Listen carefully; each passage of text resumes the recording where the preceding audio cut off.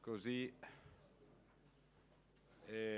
prego anche allo staff, tutti coloro che entrano, di far sedere poi le persone in maniera tale che non ce ne siano in piedi.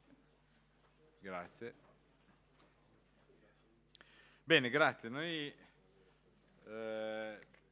vi ringraziamo per essere qui questa mattina. In questa giornata di confronto abbiamo voluto dedicarla ad una nuova politica industriale del farmaco e dei dispositivi medici e quindi affrontare il discorso con gli addetti ai lavori fondamentalmente, nell'ambito sia farmacologico che dei dispositivi stessi. Quindi diciamo che è un grande tavolo di lavoro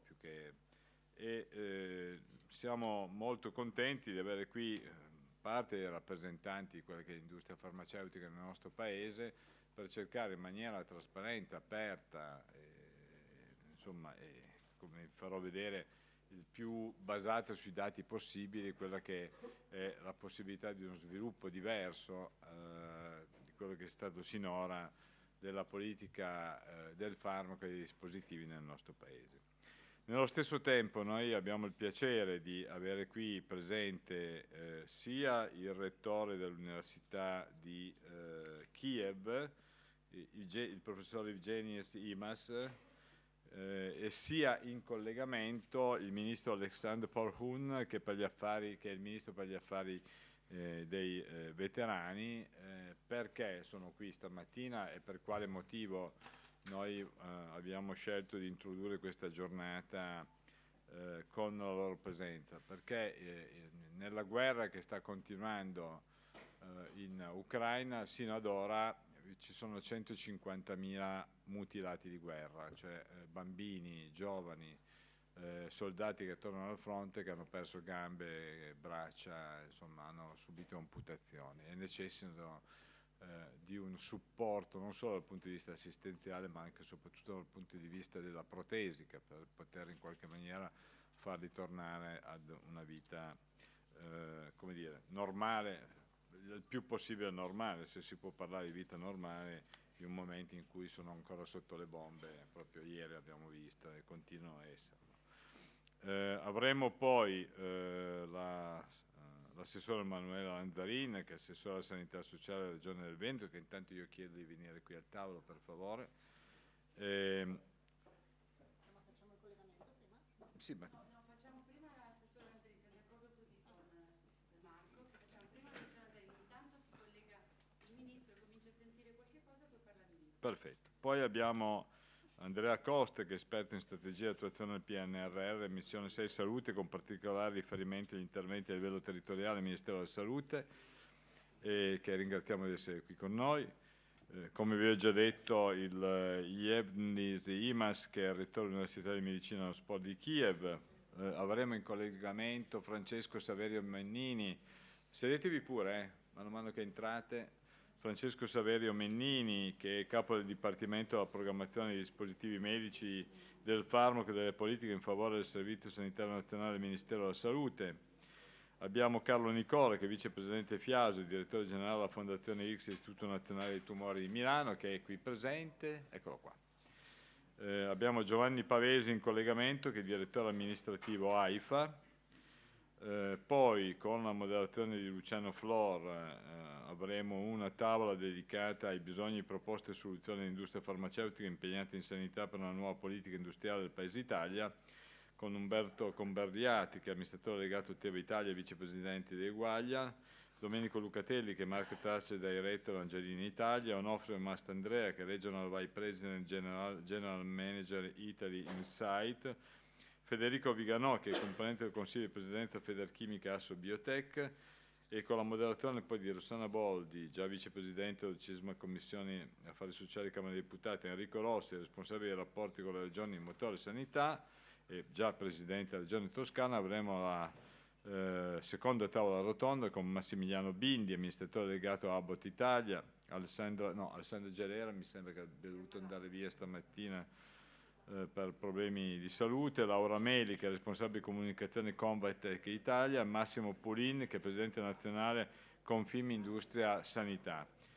Poi con l'aiuto di Luca Giuseppe della Carbonari, Dipartimento di Ingegneria per la Medicina e Innovazione, abbiamo l'ultima tavola rotonda con Antonio Deligati, Executive Director Sanità Italia presso Engineering Ingegneria Informatica SPA, Andrea Leonardo, Director Healthcare Almaviva, Pietro Pacini, Presidente Assinter Italia, Mario Ronchetti, Presidente Atena Informatica, Matteo Santoro, Direttore Generale GPI, Enrico Zanella, Direttore Generale INVA della Valle d'Aosta, Ettore Turra, Partner e Head of Healthcare Giaccale Civitas, e abbiamo poi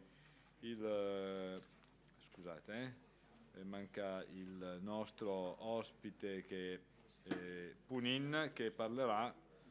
Sì. Si è già collegato il ministro. Adesso gli do subito la parola. Va bene, sì. Il dottor Punin, che è stato uno degli artefici di questa iniziativa, e che ci parlerà di tutto il problema della protesica, di come sviluppo che può avere non solamente in Italia ma soprattutto anche a livello internazionale. Allora, se c'è già in collegamento il Ministro, nice to meet you. It is a pleasure to introduce to our... Dov'è? Qua. Vogliamo... lo speech è in inglese o qualcuno traduce? Perfetto, vieni pure qua a tradurre allora. Ok. Metti di qua. Ah no. Capisce l'inglese o... Parlerà in ucraino, lui parlerà una parte, io questa parte traduco in italiano, dopo Ok. lui comincia di nuovo e finirà il suo discorso e io traduco la fine del suo discorso a tutti voi. Bene. Bene, allora le dico che noi esprimiamo la solidarietà al popolo ucraino che è sotto le bombe ancora, e che quindi è un piacere averlo qui, avere lui il ministro, sia avere qui il rettore dell'Università di Kiev, e quindi poi gli dia la parola per il suo intervento. Prego. Inizia a parlare lui? Шановні учасники Всесвітнього форуму охорони здоров'я, від імені України та Міністерства у справах ветеранів я радий вітати вас на цій визначній події. Зібрання такого масштабу не лише відкриває двері до нових знань та ідей, але й є свідченням нашої спільної відданості покращенню охорони здоров'я на глобальному рівні. Сьогоднішні часи вимагають від нас не лише відповідей на виклики, але й готовності до адаптації та впровадження інноваційних рішень. Одним з таких актуальних викликів для України є забезпечення ефективного переходу наших ветеранів від військової служби до цивільного життя. Ми вважаємо, що розробка та впровадження органічних моделей реабілітації, які враховують фізичні, психологічні та соціальні аспекти, є ключовими для успішної інтеграції наших героїв у суспільство. Крім того, у світі триваючій війні Росії проти України програми протезування набувають особливої ваги. Інноваційні технології та підходи в цій галузі відкривають нові можливості для ветеранів, дозволяючи їм повернутися до активного та змістовного життя. В Україні ми активно працюємо над розширенням та покращенням цих програм, намагалися впроваджувати передові практики та технології. Cari partecipanti al World Health Forum, al nome dell'Ucraina e del Ministro per Affari dei Veterani, sono lieto di darvi il benvenuto a questo importante evento. Un incontro di questa portata non solo apre le porte a nuove conoscenze e idee, ma dimostra anche il nostro impegno condiviso per migliorare l'assistenza sanitaria a livello globale. I tempi di oggi ci impongono non solo di rispondere alle sfide, ma anche di essere pronti ad adattarci e implementare soluzioni innovative. Una delle sfide urgenti per l'Ucraina è garantire l'effettiva transizione dei nostri veterani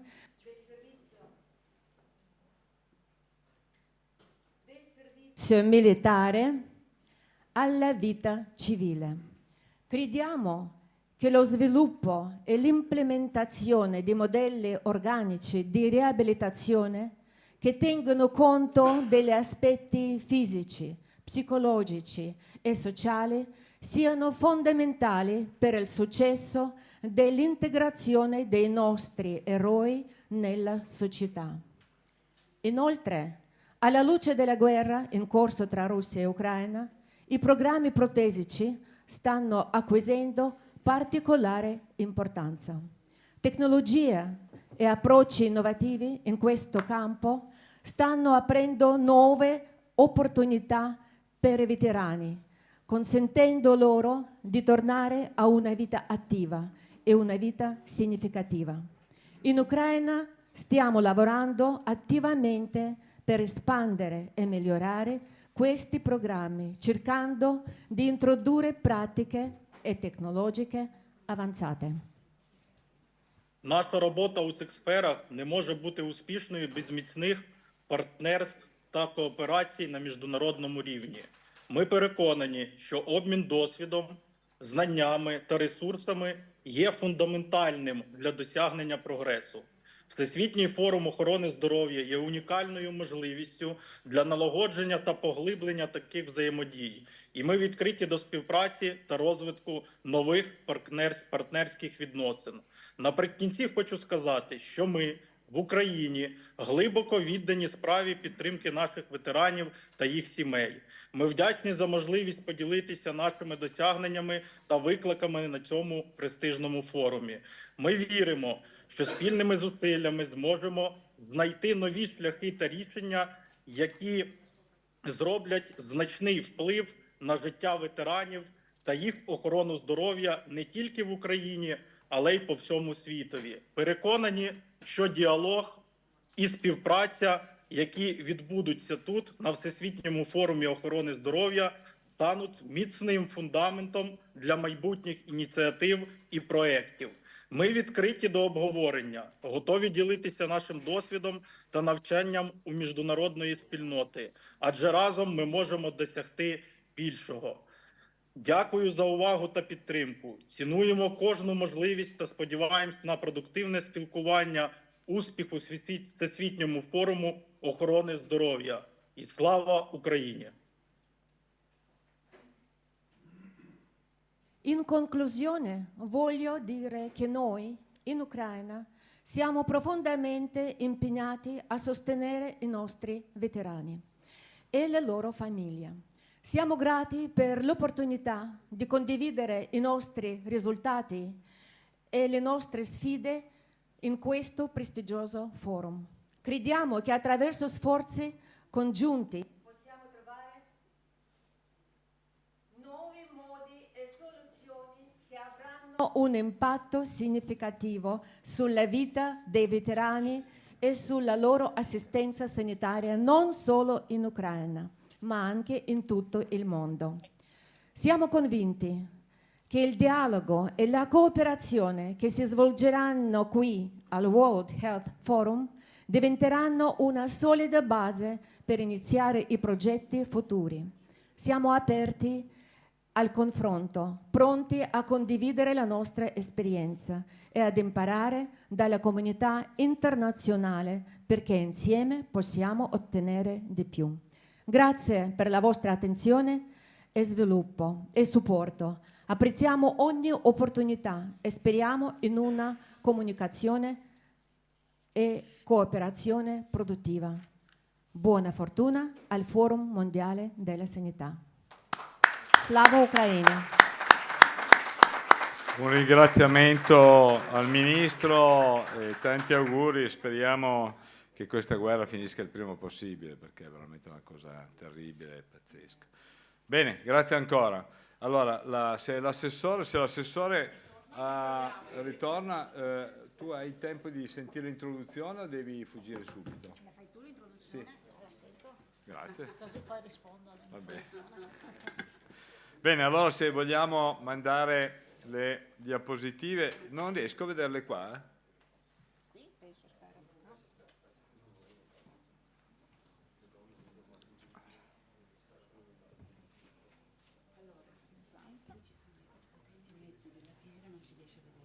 Vabbè.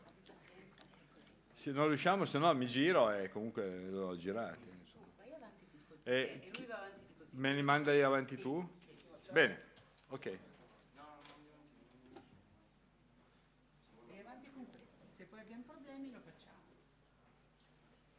Bene, allora, grazie. Io sono Claudio Zanon, ma oggi parlo a nome dell'Osservatorio Innovazione di Motore Sanità, che racchiude varie persone all'interno di esperienza passate e presenti nell'ambito sanitario, sia come persone che hanno fatto politica, rappresentanti della politica a livello nazionale e regionale, sia persone che hanno fatto i direttori generali in sanità. Io inizio sempre con questa diapositiva di William Deming che dice in Dio abbiamo fiducia, per chi ci crede, ma tutti gli altri portano i dati, perché fondamentalmente forse facciamo poca attenzione ai dati, che devono essere naturalmente trasparenti, accessibili, no? I più obiettivi possibile, ma i dati ci permettono di capire anche a che punto siamo nella situazione dell'industria farmaceutica e dell'industria dei dispositivi medici e della tecnologia informatica nel suo complesso. E da questi dati noi vogliamo vedere, insomma, facendo un benchmark anche con gli altri paesi europei, che cosa questo confronto ci può dire e insegnare. Come vedete qui è la spesa pro capite dei farmaci retail. Io farò vedere principalmente i dati OCSE e i dati AIFA per quanto riguarda la cosiddetta, come vi ho detto prima, farmaceutica e dispositivi. La spesa retail nel nostro paese è superiore alla media OCSE, però va fatta una riflessione, come vedete dalla diapositiva, sulla non dichiarazione della percentuale di prodotti da banco, che pare non significativa in rapporto a altre realtà, così come la totale vendita solamente sotto prescrizione medica, che non corrisponde a verità, non tenendo conto dell'automedicazione e delle vendite via web. Se andiamo a vedere qual è stata la crescita esponenziale dei farmaci in generale, vediamo che quelli ospedalieri sono superiori ai farmaci retail, perché le aziende pharma e la ricerca nel suo complesso ha puntato di più su quelle che è, tra virgolette, l'innovazione nel campo ospedaliero. La spesa ospedaliera aumenta di più di quella retail nella maggior parte dei paesi legate alla spesa per l'innovazione, che, come vi ho detto prima, per lo più riguarda prodotti ospedalieri. Investire però anche nell'innovazione per la medicina territoriale sarebbe auspicabile, e vi farò vedere anche dopo, anche in considerazione i cosiddetti pluritrattati, come vedremo in seguito, che rappresentano una delle più alte percentuali tra i vari paesi partecipanti all'OCSE, e questi pluritrattati hanno un grosso problema spesse volte di aderenza e di persistenza terapeutica. Per quanto riguarda la spesa di farmaci pubblica e privata, in questo paese noi spendiamo 34 miliardi per i farmaci sia come spesa pubblica che come spesa privata, ma 11 miliardi sono di spesa privata. La spesa farmaceutica pubblica è superiore alla media OCSE, ma quella privata sta aumentando negli ultimi anni, in linea con l'aumento della spesa privata complessiva del Servizio Sanitario Nazionale, che supera i 40 miliardi di euro su circa 176 miliardi di spesa complessiva pubblica e privata. Facciamo attenzione a non confondere quello che è lo stanziamento governativo per quanto riguarda la sanità da quella che è la spesa complessiva che noi spendiamo in ambito sanitario. Quello che vedete qua è che è vero che la spesa dei farmaci nel nostro paese in termini assoluti è stato minore che altri paesi europei, ma in rapporto al nostro PIL è maggiore per esempio della Francia e della Germania.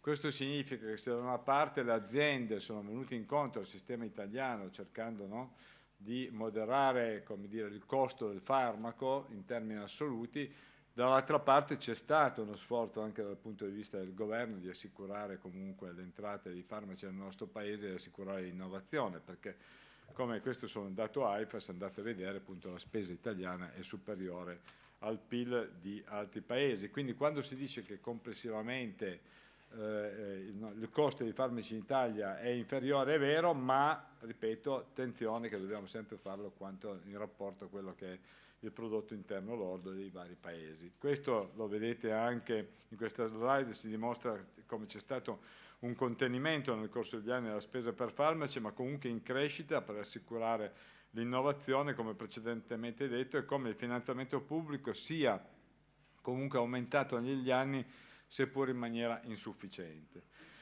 D'altra parte gli economisti ci insegnano che la spesa per il welfare è direttamente proporzionale alla crescita economica del Paese, quindi sparare che adesso possiamo tirare fuori 35, 40, 50 miliardi è al di fuori di qualunque idea di buonsenso per ciò che riguarda la situazione precedente e attuale del Paese. Nel frattempo qualche fondo però si può trovare da un ulteriore efficientamento del sistema, da forse far pagare le tasse a chi ancora non le paga e dalla parte comprimibile della spesa pubblica, che su più di 1.000 miliardi, esattamente 1.060 l'anno scorso, circa 260 miliardi sono comprimibili e forse magari qualche ente inutile in Roma e dintorni magari potrebbe essere risparmiato cercando di ricavare soldi per ciò che riguarda e soprattutto anche situazioni di sperpero della pubblica amministrazione ad essere impiegate nella sanità. Il livello dei prezzi nel settore sanitario dei paesi OCSE dimostra che, come ho detto prima, sono moderatamente al di sotto della media rappresentata dalla linea tratteggiata, quindi in termini assoluti è vero che i nostri dispositivi e i nostri farmaci costano di meno, però voglio anche far notare che i volumi di prodotto per la sanità pro capite sono ampiamente al di sotto della media OCSE. Da qui una riflessione se per una sostenibilità coerente con la mission del Servizio Sanitario Nazionale, che non è tanto solo quella di pensare a quella che è la sostenibilità economica, ma quella di trattare al meglio i pazienti, non si potrebbe utilizzare al meglio la politica prezzo-volume, lo diciamo alle aziende farma, e non frenare l'innovazione per questioni economiche, ma valutando i risparmi indiretti e diretti a breve, medio e lungo termine. Questo se si migliora naturalmente la valutazione in real world del valore di un farmaco. Recentemente, prego tutti quelli che entrano di sedersi, ci sono ancora dei posti, recentemente, come avete visto, il presidente di IOM ha detto ma scusate, noi abbiamo introdotto all'interno del mercato dei farmaci oncologici che apparentemente sono innovativi, poi andiamo a vedere nel corso del tempo sono un pochino meno innovativi di quello che si poteva pensare. Quindi su questo una valutazione va fatta tenendo anche conto che forse magari utilizzare i dati dei registri AIFA sarebbe assolutamente fondamentale. I numeri di farmacisti, scusate, ancora, abbiamo che il prezzo dei prodotti per la sanità in rapporto ai prezzi medi sono esattamente superiori a alcune realtà come la Francia e la Germania in Italia, che esattamente era, infatti io questa diapositiva non me la spiegavo, sono un po' andato a vedere quelli che sono stati i dati AIFA, che è esattamente quello che vi ho detto prima, in termini assoluti è vero che paghiamo di meno, ma in termini in rapporto al PIL, quindi ai prezzi medi generali, in realtà noi paghiamo di più. Quello che adesso vedete qui è il famoso paradosso, così che come lo possiamo definire, per cui questo effetto paradosso ci fa vedere che la spesa pubblica e privata per farmaci nel nostro Paese, sia in termini di volumi sia in termini di percentuali, è paradossalmente maggiore nelle regioni che hanno minor reddito. Cioè le regioni del sud spendono di più sia per quanto riguarda la spesa pubblica che riguarda la spesa privata. E qui probabilmente vi sono fenomeni di carattere sociale che incidono in maniera importante, insomma, e che ci fanno pensare che su questo in qualche maniera bisognerebbe lavorare anche di più. Il numero di farmacisti per popolazione, come vedete, è al secondo o terzo posto, è uno dei maggiori dell'OCSE. Questo significa che probabilmente noi dovremmo utilizzare al meglio quella che è una forza presente, non carente nel nostro Paese, mentre abbiamo una carenza di medici, abbiamo una carenza di infermieri, i farmacisti no, cioè ne abbiamo tanti e quindi in qualche modo forse possono sopperire anche a quelle che sono quelle che sono come dire, le possibilità di assegnargli dei compiti che gli operatori sanitari in realtà non possono fare proprio per la carenza dei medesimi. Le farmacie di comunità in rapporto alla popolazione sono comunque maggiori, superiori alla media OCSE, e queste rappresentano e possono rappresentare sempre di più un pilastro per il rilancio della medicina territoriale, anche per la loro capillarità e per la loro presenza nelle cosiddette aree interne o aree disagiate, ove nei 4.000 piccoli comuni di questo paese ricordo che abita un quarto della popolazione italiana, e questo quarto della popolazione italiana spesse volte ha difficoltà di accesso proprio anche alle strutture sanitarie. Questo lo dico anche perché continua a non essere risolto, poi il dottor Costa ci dirà quello che è il rapporto con i medici di medicina generale, che continua a difendere un rapporto convenzionale del XX secolo. Adesso io non so se questo rapporto convenzionale del XX secolo sia ancora confacente all'evoluzione della medicina, no? E a quelli che sono i progressi della medicina stessa. Per ciò che riguarda il consumo di farmaci in patologie croniche, vedete che noi siamo al di sopra della media OCSE per quanto riguarda gli antiipertensivi, ma al di sotto per quanto riguarda gli anti-ipercolesterolemici. Questo vuol dire che non è ancora passata l'idea di quanto impatti sia importante il problema dell'aterosclerosi nella prevenzione delle malattie cardiovascolari.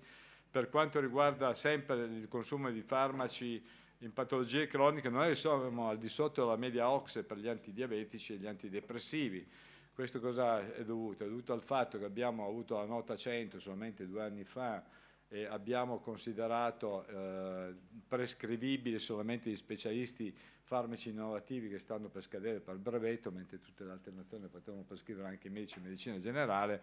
E per quanto riguarda gli antidepressivi è chiaro che vi è una grossa carenza e un grosso problema per quanto riguarda la tutela della salute mentale, di una difficoltà sia per quanto riguarda gli operatori, sia per quanto riguarda la spesa dei fondi dedicati, che dovrebbero essere il 5% della spesa regionale, ma non è così in nessuna regione d'Italia.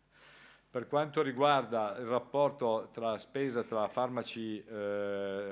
spesa farmaceutica e spesa per equivalenti, noi andiamo malissimo, siamo tra i peggiori nel mondo OCSE come per l'utilizzo di farmaci equivalenti. Questo cuba circa 1 miliardo di euro per pagare gli originator, in cui vede in realtà poco sensibile l'istituzione, perché tanto il costo dell'equivalente originator se lo paga il cittadino.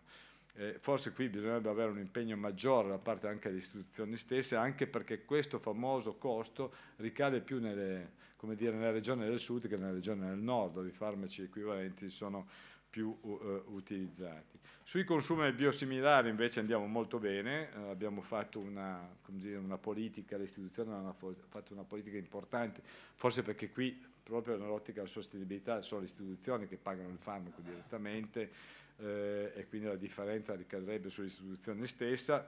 Bisognerebbe naturalmente lavorare ancora, però bisogna porre anche attenzione alle esigenze del paziente concordate col medico, come dalla direttiva AIFA, per non incentivare la sfiducia nei confronti della terapia prescritta, perché la peggior terapia farmaceutica è quella che non viene naturalmente presa. Per gli investimenti per la ricerca e l'innovazione farmaceutica privati e pubblici, vediamo che gli Stati Uniti sono al primo posto, arranca molto l'Europa dopo per quanto riguarda ricerca e sviluppo, sia in termini di finanziamento privato ma anche in termini di finanziamento pubblico. È molto presente il Giappone dal punto di vista della ricerca stessa, mentre gli altri seguono, ed è un peccato perché la ricerca farmaceutica è prima in tutti i settori, ed essendo in prima tutti i settori, come dire, è come impegno dal punto di vista globale dei vari paesi ancora superiore a quella che è l'elettronica o l'aerospazio, o i manufatti e così via.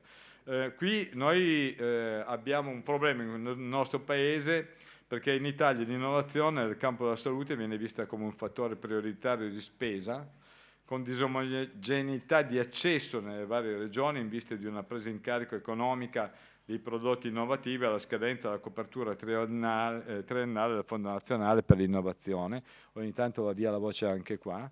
Questa scadenza implica il fatto che naturalmente le regioni sono preoccupate di farsi carico di quelli che sono i farmaci stessi, ma insomma su questo bisognerebbe cambiare anche il concetto dell'accettazione e della cultura dell'innovazione. Come vedete, per la crescita dell'innovazione farmaceutica per patologia la fa da padrone l'oncologia, vedete che è la parte più in basso, e sull'oncologia vi è la maggior spesa anche in ricerca e sviluppo. In questo senso, come detto prima, migliorare la valutazione del valore del farmaco è importante, ma bisognerebbe convincere finalmente AIFA, che si è fatta fare una legge nel 2016 per cui contano, nonostante quello che dice il garante alla privacy, i dati dei cittadini e dei pazienti sono di AIFA, non si capisce perché dall'altra parte i dati sono dei cittadini, in AIFA sono solo di AIFA, che deve mettere a disposizione soprattutto dei collegi scientifici per fare poi ricerche per quanto riguarda il real world.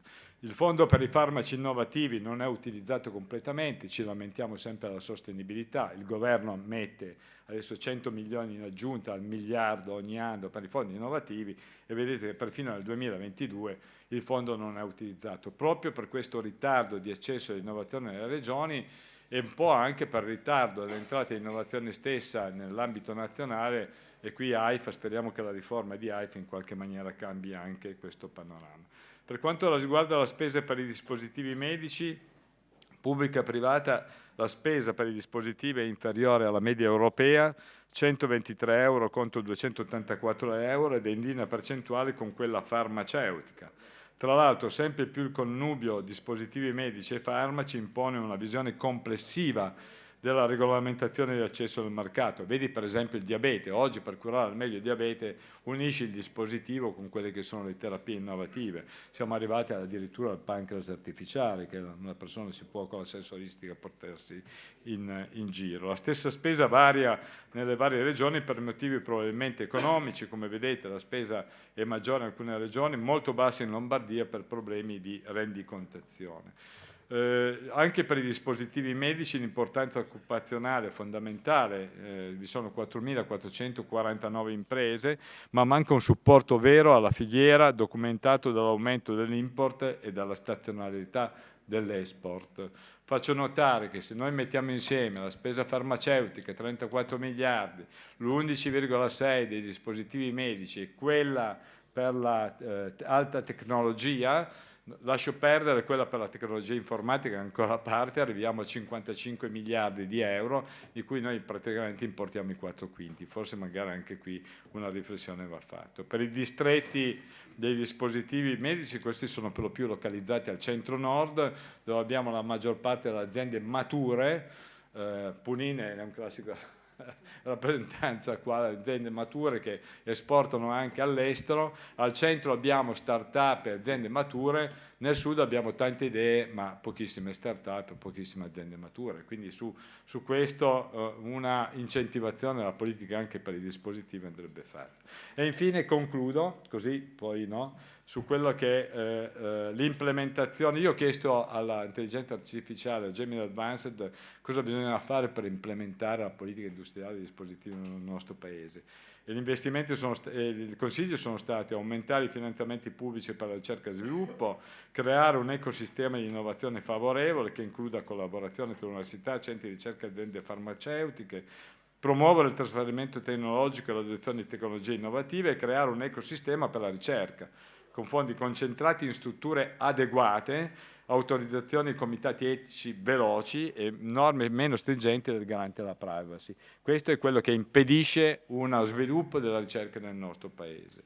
Vi tralascio quello che sono la nuova politica industriale del farmaco, comunque bisognerebbe incentivare la produzione di farmaci in Italia attraverso sgravi fiscali, creare un sistema di appalti pubblici che favorisca le aziende farmaceutiche che investono in Italia, sviluppare accordi di collaborazione, avere un accesso al farmaco facilitato come strategia vincente per tutti, arrivare ad un dialogo, una collaborazione aperta fra tutti coloro che producono farmaci che producono dispositivi medici. Concludo dicendo che sempre di più la tecnologia informatica, che non ci vede tra i primi 10 paesi dal punto di vista degli investimenti, della formazione, questo è l'index sempre di Ox che ce lo sta dimostrando e che in qualche maniera il governo sta cercando anche attuale di recuperare. Abbiamo visto anche le dichiarazioni sull'intelligenza artificiale, il G7 che c'è appena stata, ma ricordiamoci che tecnologia informatica e tecnologia biologica andranno sempre di più a braccetto, proprio per una medicina personalizzata e per una medicina sempre più targetizzata, e che l'innovazione deve riguardare tutti i sistemi, perché in qualche maniera, vi ho detto prima, i pluritrattati, guardate quanti pluritrattati abbiamo nel nostro paese in rapporto agli altri, anche perché sono affetti da patologie croniche, per aumento dell'anzianità, e su questo bisognerebbe fare un riferimento. Concludo dicendo con questa cosa che diceva sempre Steve Jobs: why join the Navy if you can be a pirate? Perché vuoi fare il marinaio se puoi essere un pirata? In realtà i pirati sono stati i primi, come dire, la prima start-up a livello internazionale dal punto di vista della crescita dei loro interessi economici e dell'ideazione, e anche erano repubbliche vere all'interno delle loro navi. Steve Jobs ha sempre dichiarato che Apple era la più grande start-up del pianeta e non voleva assolutamente entrare nella fossilizzazione, che qualche volta colpisce i grandi gruppi che ragionano per primi loro a silos, non è solo la sanità. Quindi l'augurio che io faccio oggi è di pensare out of the box, cioè facciamo i pirati col cuore in mano e con i dati che vi ho detto vediamo se riusciamo a tirare fuori delle soluzioni per incrementare la politica industriale di ricerca e sviluppo e di produzione. Siamo i secondi in Europa dopo la Germania nel nostro paese. Bene, Assessore Lanzarin, a lei la parola. Buongiorno, io molto volentieri intervengo e porto i saluti della Regione Veneto a questo insomma uno dei tanti confronti e dibattiti che ci sono stati in questi giorni, in questo forum fortemente voluto dalla Regione, World Health Forum. Il primo per quanto ci riguarda, ma che vuole essere proprio la partenza per un grande momento di confronto e dibattito sulla sanità a 360 gradi. Quest'anno insomma siamo sicuramente partiti da una delle questioni insomma che dibatte maggiormente e che oggi insomma diventa un po' pane quotidiano e ordine del giorno, ossia quello dell'intelligenza artificiale, dell'applicazione dell'intelligenza artificiale, di cosa può fare l'intelligenza artificiale all'interno dei sistemi sanitari, di come può contribuire a migliorare, come può contribuire oggi un momento molto, molto difficile, molto particolare, ce lo siamo detto insomma, che sta attraversando il sistema sanitario nazionale, regionale, ma credo internazionale insomma, e mondiale.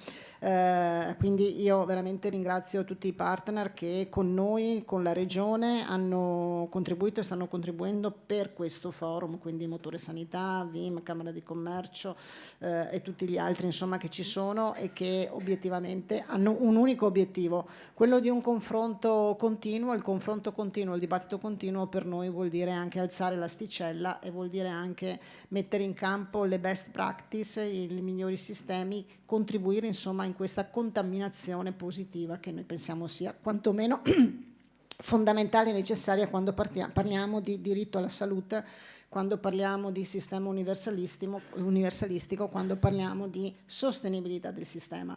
E vado un po' insomma a inserirmi anche su quello che è il dibattito che oggi voi affrontate, ossia quello legato all'innovazione, legata al farmaco, alla sostenibilità, a quelli che sono insomma i nuovi le sfide future, ma anche i dati che ci vedono sicuramente ogni giorno impegnati.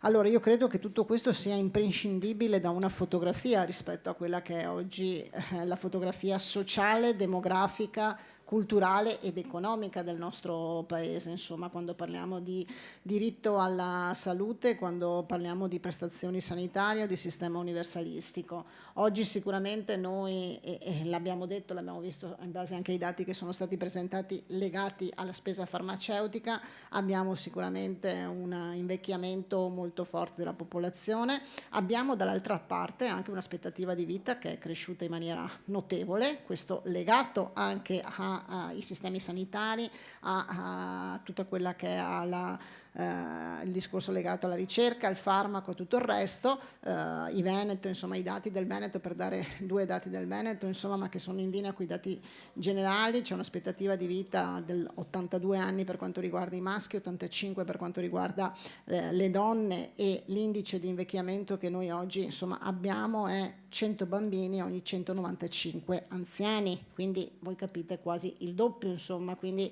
e questa è la proiezione e la curva. Sappiamo che poi questa popolazione è una popolazione che assorbe la maggior parte delle risorse finanziarie del Fondo Sanitario Regionale. Faccio una postilla: la Regione Veneto insomma è l'unica regione ancora a non avere l'addizionale IRPEF, e quindi oggi la Regione Veneto sostiene il proprio sistema sanitario tramite il Fondo Sanitario Nazionale e altre risorse, ma non con una tassazione aggiuntiva oggi presente in tutte le altre regioni, e che va sicuramente a contribuire. Questo chiaramente è merito anche di quella che è l'organizzazione, di quella che è la pianificazione, la programmazione che in corso di questi anni insomma si è fatto, cercando di mettere però sempre al centro la qualità del servizio, e la qualità del servizio e dell'erogazione dei servizi, come ben sapete, insomma, parlo a una platea di addetti ai lavori, ci pone sempre tra le prime regioni in classifica nei sistemi di garanzia, nei sistemi di monitoraggio e nei sistemi insomma che vedono la Regione Veneto sempre tra i primi sistemi. Questo per dire, e per tornare al problema della sostenibilità, perché è chiaro che oggi, se c'è una richiesta di salute, di bisogni emergenti, di bisogni insomma legati anche all'invecchiamento della popolazione, legati alla cronicità, legati a questa aspettativa di vita fortunatamente insomma che cresce, legati a una disabilità acquisita, a una non autosufficienza acquisita, legati a una qualità di vita che si protrae, e lo sappiamo insomma, è chiaro che cresce la spesa sanitaria, cresce la spesa farmaceutica, cresce di conseguenza insomma quelle che sono tutte le questioni che sono legate. E quindi quando che noi parliamo di sostenibilità è chiaro che non possiamo non prescindere dal fatto che il sistema sanitario insomma negli ultimi anni non è stato sicuramente equamente sostenuto, lo sappiamo, i dibattiti insomma nazionali ci sono, e questo non è imputabile a una parte politica o di governo, perché è stato, e lo sappiamo, trasversale. Abbiamo visto sicuramente una innovazione per quanto riguarda abbiamo visto sicuramente insomma un passo in avanti dopo il Covid e durante il Covid, durante l'emergenza pandemica, e a me piacerebbe che l'esperienza dell'emergenza pandemica ci avesse lasciato 2 cose. Una, la flessibilità del sistema, perché abbiamo capito che il sistema deve essere flessibile. Ci devono essere dei vasi comunicanti, non si può ragionare per silos e quindi per comparti stagnanti. E l'altro sicuramente è quello di porre l'attenzione principale sulla sanità, sulla salute come motore di progresso, come motore vero di sviluppo del Paese. Quindi mi piacerebbe che queste siano le 2 direttive che, dopo la triste, la difficile, la critica, tragica esperienza pandemica, siano rimaste un po' in quelli che sono chi deve dettare la programmazione, la pianificazione e quant'altro. È chiaro che abbiamo sicuramente una serie di possibilità legate al PNRR, a quelli che sono gli investimenti del PNRR, investimenti sul territorio, investimenti sulla tecnologia, investimenti sulla digitalizzazione, sulla telemedicina, insomma anche tutti argomenti che hanno a che fare con la grande innovazione, ma è chiaro che insomma sono investimenti che poi devono essere accompagnati da sicuramente altri investimenti di sostegno del Fondo Sanitario Nazionale, su cui insomma c'è una discussione in itinere, e lo sappiamo insomma a livello nazionale. L'innovazione, e vado veramente a chiudere, l'innovazione su cui ci stiamo confrontando in questi giorni, è chiaro che ha sicuramente dei risvolti, dei benefici molto importanti, e quindi ci permette di, tramite la ricerca, parlate di farmaci innovativi, insomma oggi stiamo parlando delle nuove frontiere e tutto il resto, ci permette di aggredire anche patologie, di aggredire insomma situazioni che un tempo erano impensabili, ci permette di avere dei risultati insomma molto importanti. L'innovazione costa, quindi deve essere accompagnata poi chiaramente da un corrispettivo per quanto riguarda la sostenibilità e deve essere accompagnata anche poi da una formazione continua, ne parliamo forse troppo poco, insomma, perché innovazione vuol dire anche continua formazione per quanto riguarda il personale e il comparto appunto del capitale umano. Quindi io credo su queste, insomma, sono le direttrici principali su cui noi ci dobbiamo impegnare mettendo al centro la persona. La rete territoriale è importantissima, la rete che vede quindi ospedale, territorio, e quando parlo di territorio non parlo, sono stati citati solo quelle che possono essere i punti specialistici, i medici di medicina generale, ma la farmacia dei servizi, insomma la rete, tutto il sociosanitario, insomma deve essere una rete che comunica, dialoga e che ha comunque un unico anche linguaggio e che deve mettere sempre al centro, insomma, la salute del cittadino.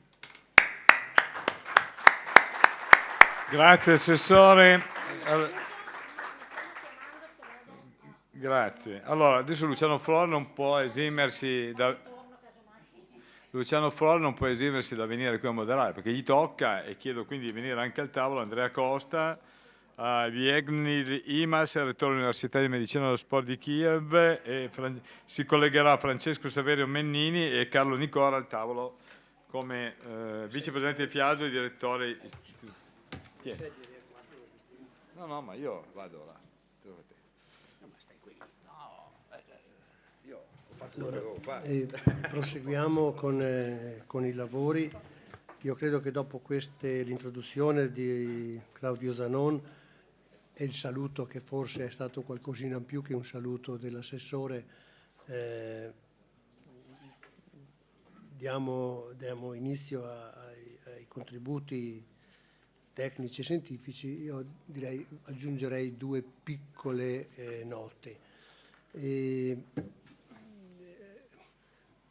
La consapevolezza e la contestualizzazione. Noi siamo consapevoli di che cosa abbiamo e che cosa stiamo facendo con i costi che abbiamo, perché quando io sento critiche insulse sul servizio sanitario chiedo con chi lo cambiereste. Io volevo condividere questa riflessione con voi perché credo che noi abbiamo tanti punti forti. Per un cittadino ammalato forse essere in Italia è uno dei migliori posti al mondo quando hai necessità. E la seconda riflessione è che ci rendiamo conto di essere in un momento in cui c'è un uragano tecnologico che arriva. Ne abbiamo passati, ma erano uragani più puntuali. Io li ho vissuti perché ci lavoravo quando è uscita la problematica dell'AIDS e relative cure. Sarebbe stato travolto il servizio sanitario. Non mi pare sia stato travolto. Quando sono uscite le crisi pesantissime economiche, 2010, 2008, 2011, lo sappiamo, il servizio sanitario è stato uno degli ammortizzatori sociali per il Paese. Non ha ceduto di 1 millimetro ed aveva quasi 25 miliardi meno di oggi. Perché l'altra riflessione di contestualizzazione, non so se avete visto la diapositiva di Zanon, di quanti miliardi è cresciuto il finanziamento del servizio sanitario negli ultimi 10 anni, 8 anni. E quanto pensate possa ancora crescere quella linea che continua ad andare su, da dove prendiamo il finanziamento? Perché si fa presto a chiedere i soldi, ma da dove li prendiamo? Forse bisogna che siamo capaci di ripensare la nostra organizzazione alla luce di quello che è l'innovazione, che non è più puntuale. Non è più l'AIDS una patologia, non è più l'epatite C una patologia, altro tema che avrebbe travolto il servizio sanitario. Mi pare che non siamo stati travolti. Oggi abbiamo in agenda, e lo sappiamo per i prossimi anni, un'ondata di innovazione tecnologica, farmaci e digitalizzazione. Noi pensiamo che questo ci sfugga, no, dobbiamo tenerlo presente e saper programmare perché arriva questo. E l'ultima cosa da contestualizzare è che ormai è cronaca di questi giorni, cambierà qualcosina a livello di classificazione europea e decisioni europee sulla farmaceutica, cambierà qualcosina in Italia in materia di questi giorni sul ruolo delle farmacie del territorio, che sono convenzionate da tempo immemore, ma sono sempre state lì come un terzo incomodo e sono convenzionate quanto sono convenzionati altri settori del servizio sanitario. E poi abbiamo questo piccolo particolare che abbiamo in corso o siamo in questo momento impegnati a utilizzare i soldi del PNRR, che non sono, io ci tengo, ma lo dirà meglio di me sicuramente Costa, che sono un'occasione per fare riforme, non solo per spendere i soldi che ci sono dati. Ecco, se noi non teniamo conto di questo, la modernizzazione, cioè l'innovazione cos'è? La subiamo, la mettiamo sul sistema vecchio, continuiamo a mettere cose del 2024 su un sistema dell'altro secolo. Ora dobbiamo vedere se siamo capaci di innovare. Io devo dare la parola subito però perché è collegato il dottor Pavesi, che poi ha altri impegni, e lo saluto molto volentieri, e non lo invidio perché lui deve lavorare anche di sabato, e quindi gli darei la parola, dottor Pavesi, anche alla luce di... Come? Sì. Allora, io quando si ricollega gli diamo la parola. No, io non perdiamo tempo. Direi di parlare subito e dare la parola subito ad Andrea Costa, che voi sapete si è assistito durante fasi critiche da sottosegretario alla salute e anche in questo momento mi pare si occupa abbastanza di portare avanti l'esperienza del PNRR, soprattutto perché riguarda il territorio. Ecco, vorrei che se ci dà uno spaccato di che cosa sta succedendo, ma che cosa dovrebbe succedere soprattutto nell'auspicio. Bene, un saluto a tutti, un grazie per l'invito, un grazie per l'opportunità. Io credo che occasioni come queste rappresentano momenti importanti e momenti preziosi, perché siamo di fronte a profondi cambiamenti per quanto riguarda il nostro sistema sanitario nazionale. È chiaro quindi che, pur lasciando la responsabilità alla politica di fare le scelte, ma sono convinto che le scelte migliori sono quelle che arrivano a valle di un confronto, a valle di un dialogo, e credo che tra gli insegnamenti che la pandemia ci ha lasciato, condivido le riflessioni dell'assessore che mi ha preceduto, ma ne vorrei aggiungere un altro, cioè di come le grandi sfide si possono affrontare se si riesce a fare squadra, se si creano le condizioni affinché ognuno si possa sentire protagonista nel fornire un contributo prezioso. E allora occasioni come quelle di oggi, eventi come questi, rappresentano proprio questa opportunità di confronto, di dialogo, un'opportunità quindi di ascolto, nella consapevolezza che dobbiamo ripartire ovviamente dall'ascolto. E condivido le parole che hai detto, non dobbiamo mai dimenticarci che non partiamo da zero, perché il nostro sistema sanitario nazionale è fatto di uomini e donne che ci hanno garantito e ci hanno permesso di superare e affrontare momenti complicati nel nostro Paese. Dobbiamo essere consapevoli che dobbiamo sostenere, perché rappresenta un patrimonio del nostro Paese, dobbiamo valorizzarlo e creare ovviamente condizioni migliori affinché tutto questo personale si possa esprimere al meglio. Il PNRR, anche qui vorrei chiarire, guai a pensare che il PNRR possa rappresentare la soluzione dei tanti problemi. Il PNRR è uno strumento che, se ben utilizzato, può aiutarci a fornire alcune risposte ad alcune criticità del nostro sistema sanitario nazionale. E quando si parla di riforma sanitaria, guardate che l'attuazione del PNRR di fatto è una delle più grandi riforme del nostro sistema sanitario nazionale. Tra l'altro devo dire che oggi, anche qui, grazie al contributo prezioso fatto dalle regioni, fatto da tutti quelli che hanno partecipato attivamente a questo percorso, abbiamo raggiunto quelli che sono gli obiettivi europei, e siamo in un momento decisivo, perché passiamo da obiettivi quantitativi a obiettivi qualitativi, quindi passiamo alla messa a terra delle risorse. Anche qui condivido. Certamente il tema delle risorse è un tema che deve essere affrontato, ma guai a pensare che il problema sia solo di natura economica. C'è bisogno ovviamente di una riorganizzazione, c'è bisogno anche di un approccio diverso e c'è bisogno di creare le condizioni affinché le risorse vengano messe a terra nel modo migliore possibile.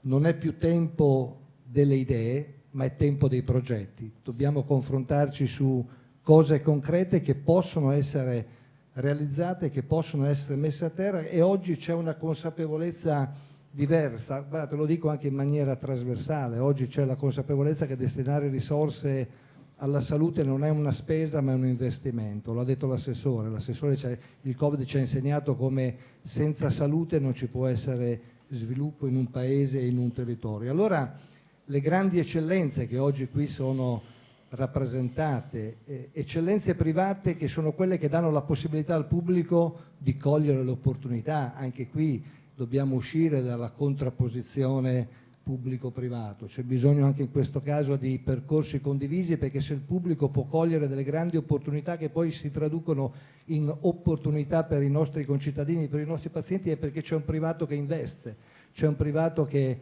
ha fatto ricerca, c'è un privato che ha investito nell'innovazione, e il pubblico deve creare ovviamente le condizioni migliori affinché queste eccellenze possano essere messe a terra e anche le buone pratiche possono essere prese a esempio e possono essere declinate sul territorio nazionale e possono diventare dei modelli nazionali. Condivido anche sul fatto che dobbiamo pensare a modelli flessibili sul territorio. Guardate, si parla tanto di rafforzare la rete territoriale, medicina di prossimità, e anche sotto questo aspetto dobbiamo fare squadra e intanto mettere a sistema quello che già esiste nel nostro paese, perché tante volte il problema è che ciò che esiste non comunica tra loro, non dialoga tra loro e non si riesce a fare il sistema e non si riesce a mettere a fattor comune tutto quello che invece viene erogato sul territorio. E su questo tema non c'è dubbio che gli investimenti per quanto riguarda la digitalizzazione siano investimenti che possono creare quelle condizioni anche di poter eliminare quelle disomogeneità che certamente ci sono nel nostro paese. E sotto questo aspetto la scelta di mantenere a livello centrale, attraverso Agenas, che ha fatto un lavoro straordinario, la piattaforma nazionale digitale, è proprio per creare quelle condizioni di condivisione dei dati. Il dottore Zanon ha parlato di dati, sappiamo quanto è importante non solo averli ma poterli condividere, perché in medicina poter condividere i dati significa poter anche creare le condizioni per prevenire scenari futuri e quindi farci trovare preparati per eventualmente affrontarli in un futuro. Su questo ovviamente le regioni anche qui hanno fatto un lavoro straordinario. È stato toccato il problema dei medici di medicina generale. Qui dobbiamo, io non credo che ridurre e semplificare la problematica al fatto convenzionati o dipendenti sia la soluzione. Io credo che anche qui dobbiamo creare le condizioni affinché questa professione torni ad essere attrattiva, dobbiamo ovviamente dare degli stimoli, dobbiamo condividere con loro un percorso, perché ci deve essere la consapevolezza che avere medici di medicina generale sul territorio significa avere una rete importante e fondamentale per creare quelle condizioni di decongestionamento delle nostre strutture ospedaliere, quindi medici di medicina generale, le farmacie che rappresentano una presenza fondamentale e garantiscono quella capillarità di presenza sul nostro territorio, perché anche per quanto riguarda la gestione delle case della comunità non dobbiamo pensare a modelli rigidi, perché il nostro paese è fatto di grandi città, di grandi centri urbani, ma è fatto anche di entroterra, e quindi dobbiamo anche qui mettere in atto sistemi che possono essere declinati sul territorio, cercando di cogliere le opportunità e le eccellenze che ci sono e andare a risolvere quelle criticità che invece ci sono in altre parti del territorio.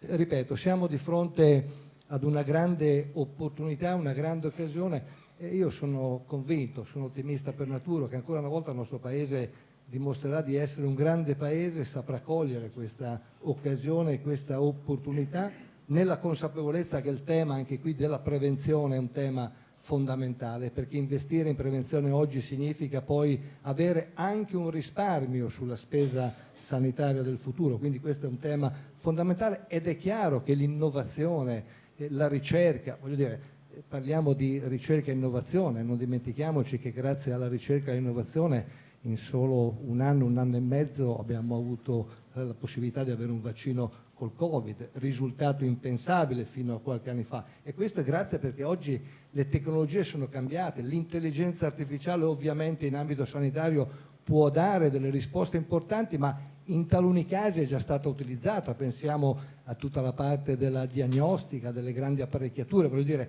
è un tema che è già stato affrontato, può avere delle potenzialità ulteriori per il nostro Paese e per il nostro territorio. Quindi ovviamente da parte mia la massima disponibilità a condividere con voi un percorso insieme, e credo che ciò che uscirà da questi tavoli di lavoro rappresenteranno un documento prezioso anche per il governo, e sarà mia cura ovviamente condividerlo a livello centrale, perché anche da questi momenti possono arrivare quelle riflessioni e quegli approfondimenti che ci possono far cogliere nel modo migliore la grande occasione che abbiamo davanti a noi. Ripeto, c'è un problema sicuramente economico, io dico di sì, in parte dobbiamo cercare di utilizzare al meglio le risorse che comunque sono aumentate in questi anni. Questo è un dato oggettivo. Tra l'altro, quando si parla di incremento del Fondo Sanitario Nazionale si dimentica che oltre a questo abbiamo quasi 20 miliardi del PNRR che rappresentano un ulteriore investimento in ambito sanitario. Anche queste sono risorse che ci aiuteranno a efficientare il sistema e a creare ovviamente condizioni migliori. Quindi, ripeto, grazie ancora per l'invito, grazie per l'opportunità. Questo credo sia un grande momento di ascolto e di confronto. Concludo, lasciatemi un saluto affettuoso all'onorevole Boldi, perché insieme abbiamo condiviso, lei era in commissione alla Camera, abbiamo condiviso 2 anni complicati e colgo l'occasione per ringraziarla, perché per me è stato un elemento di grande aiuto, di grande sostegno. Grazie ancora.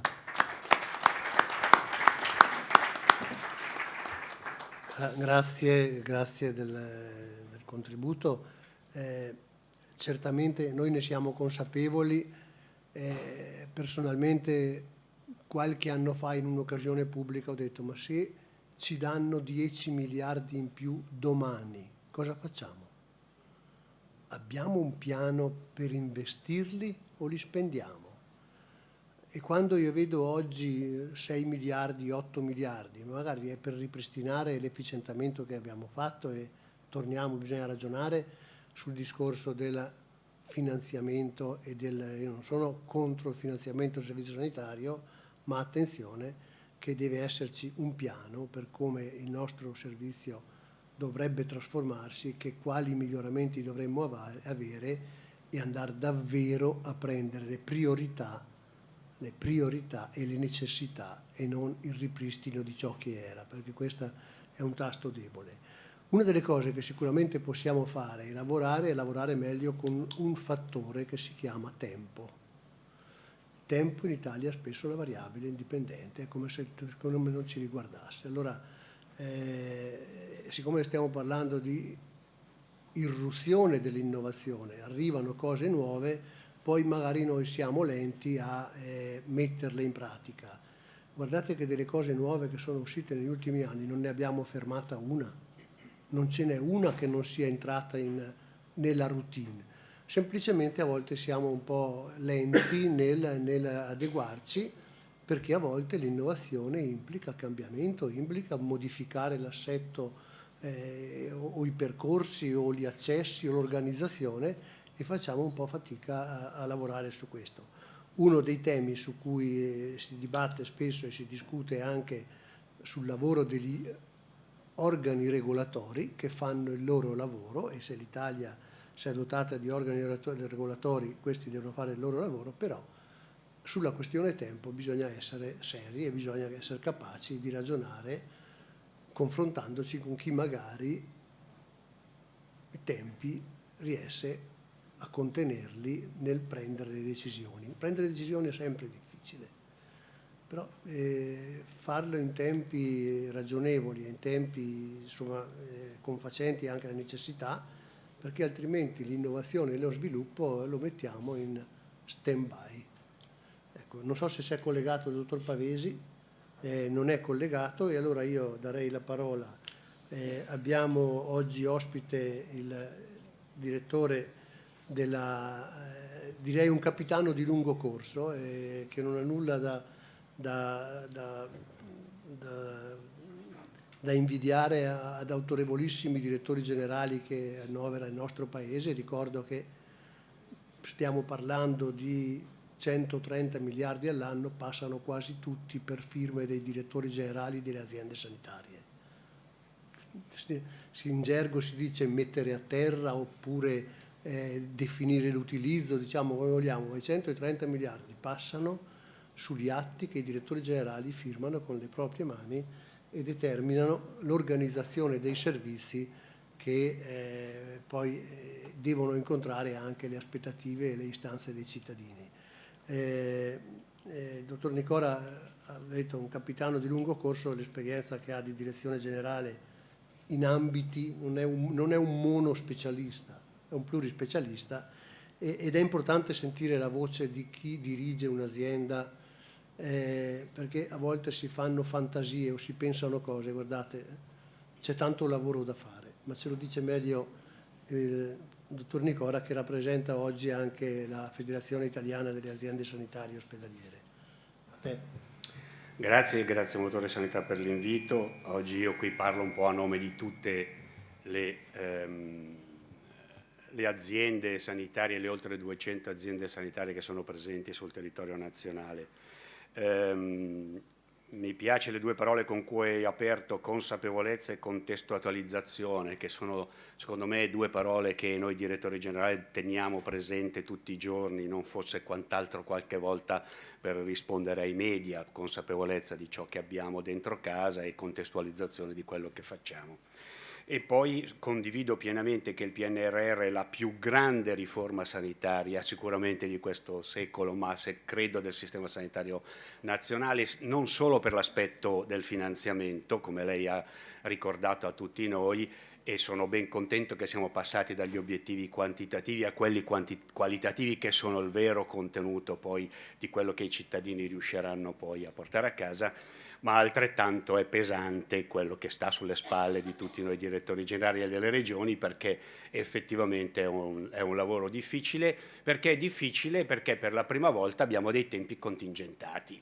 È solamente per questo, perché per costruire un ospedale ci vogliono un tot numero di anni, il tempo medio di un investimento edilizio in Italia è 8 anni, il PNR non ci dà neanche questi 8 anni, quindi io credo che la difficoltà sia proprio questa. Poi dopo noi questo mestiere lo facciamo. Però io volevo ritornare a livello generale, ma qual è l'incremento dei costi medi con cui noi ci stiamo confrontando? Allora vi leggo 2 o 3 cose che sono simpatiche secondo me. Ho provato a confrontare 2017-2019 e 2019-2022. Allora, ciò che è successo nell'emergenza, nell'emergenza sta il Covid che prima non c'era, l'energia, l'inflazione. Allora, 2017-2019 il personale è cresciuto del 4%, 2019-22 del 10%. L'energia è cresciuta del 3%, 19-22 del 92%. L'inflazione beni sanitari è cresciuta del 6% nei primi 3 anni, 18% nel 19-22. Il totale fa 4 contro 12 e qui li posso mettere dentro quelli che potrebbero essere i costi emergenziali. I costi strutturali, la farmaceutica passa da più 5 a più 10, i servizi sanitari sono passati da più 5 a più 2 e il godimento di terzi da più 10 a più 12. Magari non è per voi molto diciamo un linguaggio, però allora uso qualche altro numero. 2017 Fondo Sanitario Nazionale 110 miliardi, 2019 114, 2022 126 miliardi. La crescita 17-19 4,5 miliardi più 4%, la crescita 19-22 11,6 miliardi più 10%. Insomma, i soldi in qualche maniera sono stati trovati, con grande fatica sono stati trovati e sono stati messi diciamo a servizio. Ma sarà garantita questa sostenibilità dopo la fase emergenziale? Primo punto di domanda. I finanziamenti straordinari si trasformeranno in ordinari? I ricavi dei sistemi sanitari regionali cresceranno in modo da coprire l'aumento dei costi dei bisogni che i sistemi sanitari regionali stanno intercettando? Seconda domanda di non poco conto. E le regioni avranno ancora una disponibilità di integrare il finanziamento dei sistemi. Abbiamo sentito che il Veneto non ha addizionale IRPEF, altre regioni hanno addizionale IRPEF, ma questo discorso è un discorso poi molto complicato, poi lascio a te che sei sicuramente più bravo di me nell'aggiornare. Ma la finanza pubblica però, perché io parlo da operatore del sistema sanitario nazionale, la finanza pubblica ha altri sentieri obbligati. Pensioni. La crescita l'ipotesi del delta 22-26 sulle pensioni è più 64 miliardi, più 22% dal 22 al 26, più il 16% della crescita del PIL del 26. Interessi passivi, più 18 miliardi, più 22%. Sanità, più 7 miliardi, 8 miliardi, più 5%. Allora, siamo in una situazione in cui ci sono delle realtà che, come dicevi, pongono dei temi, perché noi possiamo chiedere più soldi, più soldi, più soldi, ma dobbiamo far riferimento che siamo dentro la nostra bella nazione, in cui ho visto i tuoi dati, ma anche i dati dell'Ocsa sulle performance del sistema sanitario nazionale, depongono su un ottimo sistema sanitario nazionale. Quindi siamo virtuosi, spendiamo poco, siamo bravi, è la dieta, il sole. Adesso io non voglio scherzare su queste cose. Io, come dicevi, sostengo che il sistema sanitario nazionale è una delle migliori risorse che abbiamo e dobbiamo difenderlo con forza, perché poi forse con poco riusciamo a fare tanto. Ma e quindi? Però a livello regionale qualche tensione c'è stata.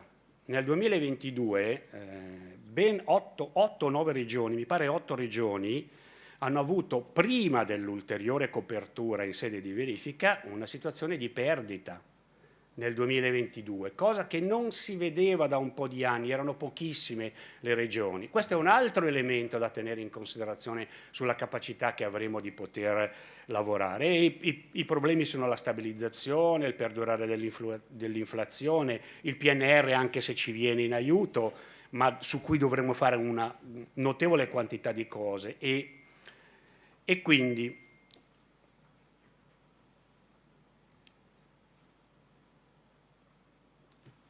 siamo uno Stato, l'abbiamo visto, particolarmente vecchio e abbiamo una previsione in cui la popolazione anziana, le famiglie monoreddito, le famiglie a una persona sola saranno presenti in maniera sempre più notevole e quindi con un impegno notevole del sistema sanitario nazionale. Abbiamo una spesa pensionistica che si proietta con un più 22%, e abbiamo una spesa sanitaria che crescerà di 8 miliardi del 6-7%. Quindi questi numeri messi lì così, a prescindere che noi continueremo a fare il nostro mestiere e lo faremo nel modo migliore, cosa portano avanti? Che cosa pongono come domanda? Ma il nostro sistema sanitario è e potrà rimanere universalistico?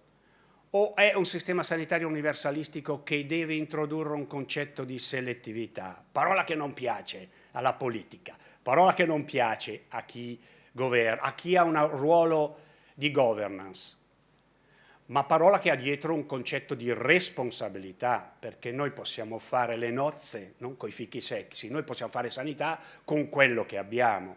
E quindi la parola selezione non è negativa, la parola selezione pone il concetto di priorità e le priorità devono arrivare dal centro e dalle regioni, perché le priorità garantiscono l'università no, garantiscono l'accessibilità e l'equità, però le priorità vanno date e vanno poste. Allora, perché dico questo? E qui mi fermo dopo, perché in un recente rapporto del CREA sono andato a leggere una cosa che mi ha colpito. Diceva, per portare la quota del PIL destinata alla sanità sui valori attesi alle effettive disponibilità del Paese servirebbero 15 miliardi. Ma se li vogliamo paragonare a quello che succede nelle regioni UE con cui noi ci confrontiamo, ce ne vogliono più di 40-50 di miliardi che non sapremo dove andare a prendere a meno che non paghiamo le pensioni. Ma il vero tema è quello che qualcuno dice che dobbiamo portare il PIL, qualcuno dice all'8, all'8,2, all'8,5, i numeri qui ballano un po'. Comunque, per poter in qualche maniera connotare la spesa sanitaria a quello che noi siamo in grado, vorremmo di fare adesso, il PIL dovrebbe stare sopra l'8%, qualcuno dice qualcosa di più. Ma rimane evidente che il finanziamento non può aumentare più di tanto se sono vere le considerazioni che abbiamo detto prima. E quindi allora l'universalismo selettivo viene da sé. Lo ripeto e lo risottolineo con forza, per me non è un elemento negativo, perché è una questione di priorità e il sistema sanitario nazionale per definizione individua le priorità. Abbiamo i LEA e qui dovremmo aprire un grande capitolo. Abbiamo il nuovo sistema tariffario e qui dovremmo aprire un altro grande capitolo, che tra le altre cose entra in vigore fra pochi giorni, ponendo non pochi problemi a tutte le regioni. Ma abbiamo un bel po' di cose che sono inutili, diciamo che abbiamo un bel po' di cose che non hanno un'evidenza così. Beh, allora potremmo, se le vogliamo lasciare, se un cittadino se le vuole prestazioni che non hanno un corrispettivo di efficacia così importante, lasciamole all'interno del sistema, ma uno se le paga se vuole. Oppure togliamole. Cosa più difficile, perché togliere è molto più difficile che lasciare e incrementare. Poi magari i politici qui non saranno sicuramente d'accordo. Cosa occorre? Occorre un efficientamento dei tagli di alta qualità. Per me l'universalismo selettivo è questa roba qua, è riuscire a dare questo contenuto. Le regioni possono essere diverse, ok, allora cominciamo che le regioni si mettono d'accordo, scelgono 5-10 item e su quelli ci si mette d'accordo su individuare quelle che sono le priorità. L'epatite C è stata, l'HCV è stato un esempio di questo genere qui, siamo partiti con un target basso perché avevamo pochi danari, poi i danari o comunque il finanziamento e li abbiamo presi in carico quasi tutti. Quindi si può fare, non è vero che non si può fare. Perché dico questo? Perché le regioni si trovano di fronte a 3 situazioni se non entriamo in questa ottica. 1. Andare in deficit. 2. Riduzione dei volumi. 3. Riorganizzazione. E il PNR ci viene ancora dietro nel darci un'indicazione di questo genere qui. E che cosa bisogna fare per la riorganizzazione? Ridisegnare i servizi, riorganizzare i processi, razionalizzare la spesa. Ma li abbiamo gli attori del cambiamento per fare questo? Il ruolo dei distretti, il ruolo dei professionisti sul territorio, anche a me poco importa che sia dipendente o non dipendente. Il vero problema è che l'MMG deve entrare a far parte del modello organizzativo, poi che sia convenzionato o non convenzionato, che ci siano gli strumenti o non ci sono, deve avere la parte, deve salire sul palco e gestire la sua parte. E alcuni lo fanno già, perché io ho sicuramente dei colleghi che lavorano molto bene. L'evoluzione del ruolo del livello regionale. Mi spiace, le regioni forse dovrebbero trovare anche qui, io parlo da quello che sta in frontiera. Ripeto, mi basterebbero 10 obiettivi condivisi. Posso provocarla? Se le regioni non si mettono d'accordo, cambiamo i rappresentanti delle regioni, perché questo serve al cittadino. Questo serve al cittadino. Poi è chiaro che ci sono interessi differenti. Io non sto parlando di come risuddividere la quota capitaria, che so benissimo che ha dentro 10 degli interessi differenti. Chiudo, perché ormai sono già andato il tempo che mi è stato dato.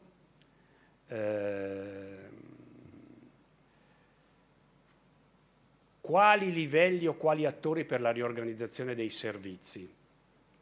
Questo è un ambito, è una leva regionale o è una leva aziendale? Sulla digitalizzazione ci stanno dicendo che giustamente il centro e le regioni stanno facendo un grande lavoro. E quali figure abbiamo bisogno per poter fare questo? Accorato appello di un povero direttore generale. Non è un accorato appello di un povero direttore generale, è un appello di una parte di un ruolo che vorremmo giocare e che credo e spero di poter giocare per un po' di tempo. Ultimo elemento di provocazione: quale ruolo il livello nazionale deve avere per supportare quelle situazioni di differenza, si potrebbe dire nord-sud, ma a me non piace, di differenza tra situazioni che sono più avanti e situazioni che sono più indietro. Anche questo per me è una priorità quanto il finanziamento. Perché?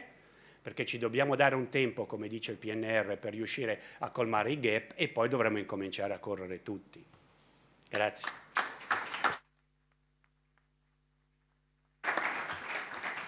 Grazie, dottor Nicola. Sono d'accordo su questa ultima cosa, ma ricordo che a livello centrale, si tratti di ministero, di governo o altro, le regole le dà uguali per tutti e poi ognuno deve fare la propria parte. Quindi noi siamo sempre bravi a dire quello che devono fare gli altri, ogni tanto dobbiamo vedere cosa dobbiamo fare noi. E credo che qui ci sia una responsabilità precisa a livello di singola regione sul tenere e saper tenere sotto il punto di vista della programmazione, della gestione, della misurazione dei risultati e anche della correzione quando questa serve. Torniamo, è ancora collegato il professor Mennini, torniamo al Ministero. Il professor Mennini è, sapete, il capo dipartimento della programmazione dei dispositivi medici, del farmaco e delle politiche in favore del servizio sanitario del Ministero della Salute. È collegato con noi, lo saluto e gli do il benvenuto. Gli dico, nel dibattito abbiamo visto che stanno arrivando e sono in arrivo e arriveranno tante cose nuove e dibattevamo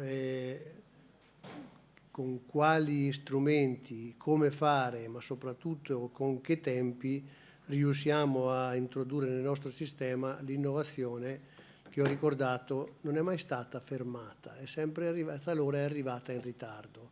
Ecco, dobbiamo capire come fare per dare risposte certe e celeri quando queste sono disponibili oppure per programmarle. A lei la parola, professore. Innanzitutto buongiorno a tutti, mi scuso di non stare lì in presenza, mi avrebbe fatto molto piacere, sono tanti amici, saluto intanto chi ci ospita, saluto anche i rappresentanti delle regioni e delle strutture sanitarie e saluto l'amico Andrea Costa. Vi ringrazio appunto di avermi invitato e sono stato contento di aver ascoltato quanto è stato detto sino adesso, perché credo che si possa partire un pochettino. Io parto facendo leva sul mio background, che appunto il background mio è quello economico, e quindi dal concetto delle risorse.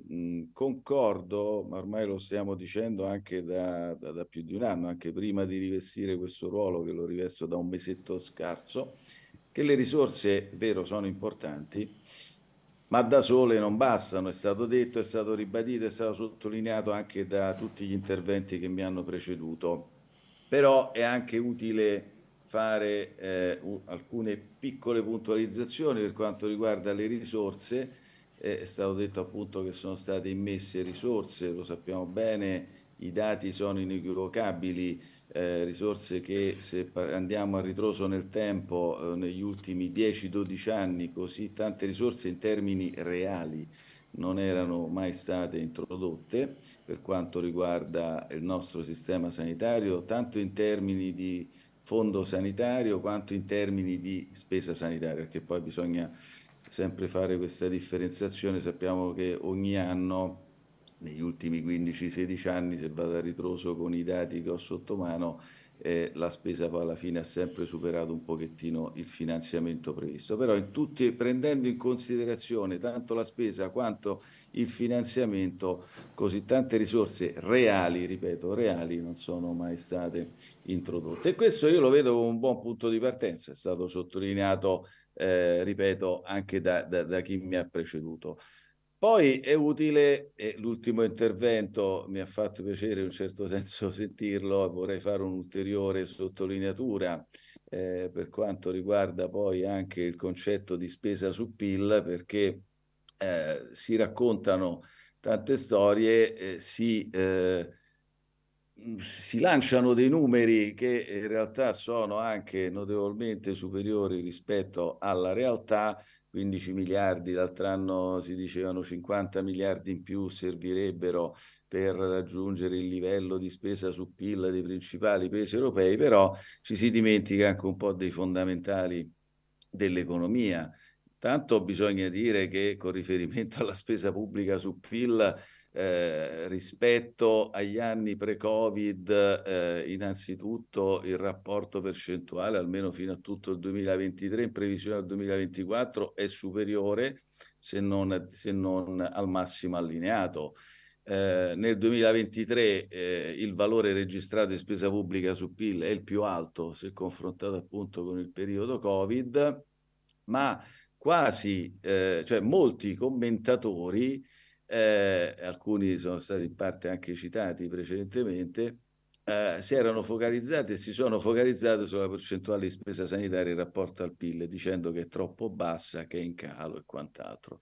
Ma la misura, se uno fa un'analisi economica, è fallace, perché chiaramente risente dell'andamento congiunturale del PIL. Quindi se paradossalmente il PIL dovesse cadere come era accaduto nel 2019 e nel 2020, l'incidenza di spesa su PIL, per esempio per il 2023, invece di essere stata del 6,6%, sarebbe stata del 7,4%.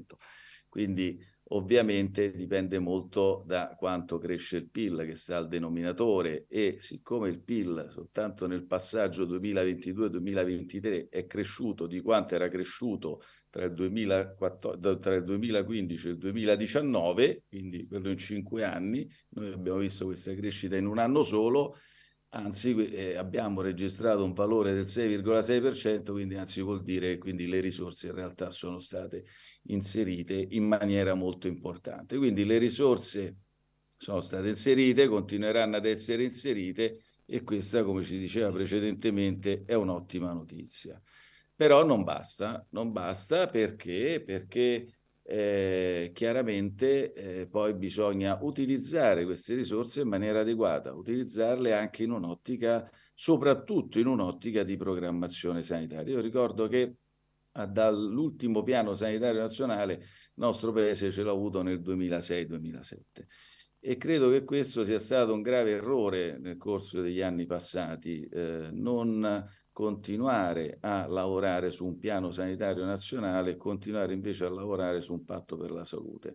Lo dicevo nella mia vita precedente, ripeto, fino a un mesetto fa, quando ero un professore universitario di economia, e lo continuo a dire anche oggi. Non a caso, proprio in quest'ottica, proprio nell'ottica della programmazione, se dobbiamo parlare di quali strumenti vogliamo mettere in campo e qual è il ruolo anche a livello centrale, chiaramente in condivisione con il livello regionale e locale. Proprio in quest'ottica, diciamo, come sottolineato già anche tanto dal Ministro della Salute quanto anche dei direttori generali del Ministero della Salute, nel 2024 diciamo, si intende un po' avviare un processo volto alla predisposizione di una proposta di piano sanitario nazionale. Perché? Perché lo si reputa, diciamo, lo strumento principale di governo e di indirizzo politico per proprio guidare verso, io dico sempre, orientamenti unitari, un sistema che è complesso, che è articolato su differenti livelli istituzionali e, come è stato sottolineato nuovamente dagli interventi che mi hanno preceduto, è anche formato da una grande varietà di servizi caratterizzati anche da una fitta rete, diciamo, di relazioni interne ed esterne.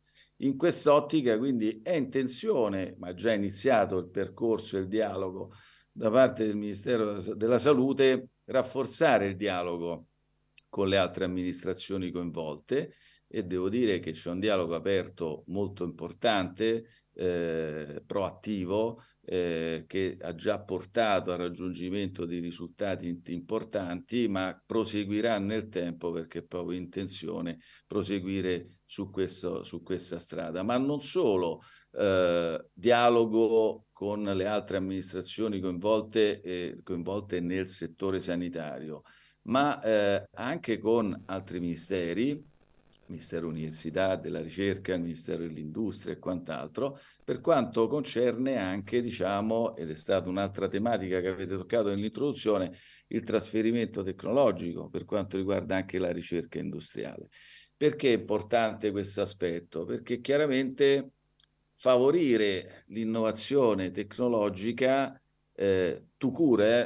riguarda sia i dispositivi medici, riguarda i farmaci, riguarda i programmi di prevenzione, i programmi di screening, riguarda i nuovi modelli organizzativi e di presa in carico dei pazienti, quindi favorire l'innovazione tecnologica attraverso anche un adeguamento delle dotazioni infrastrutturali di tutti gli enti del Servizio Sanitario Nazionale diventa un prerequisito fondamentale per garantire da una parte un accesso precoce ai trattamenti, un accesso di qualità ai pazienti e cercare anche poi di ridurre, per esempio, liste d'attesa o quant'altro, che è uno degli obiettivi fondamentali per i quali sono state introdotte anche delle risorse. Quindi bisogna anche, in un'ottica di tecnologia, ridefinire le politiche nel campo anche delle sperimentazioni cliniche e quindi rafforzare anche il ruolo che gli altri attori del sistema, oltre al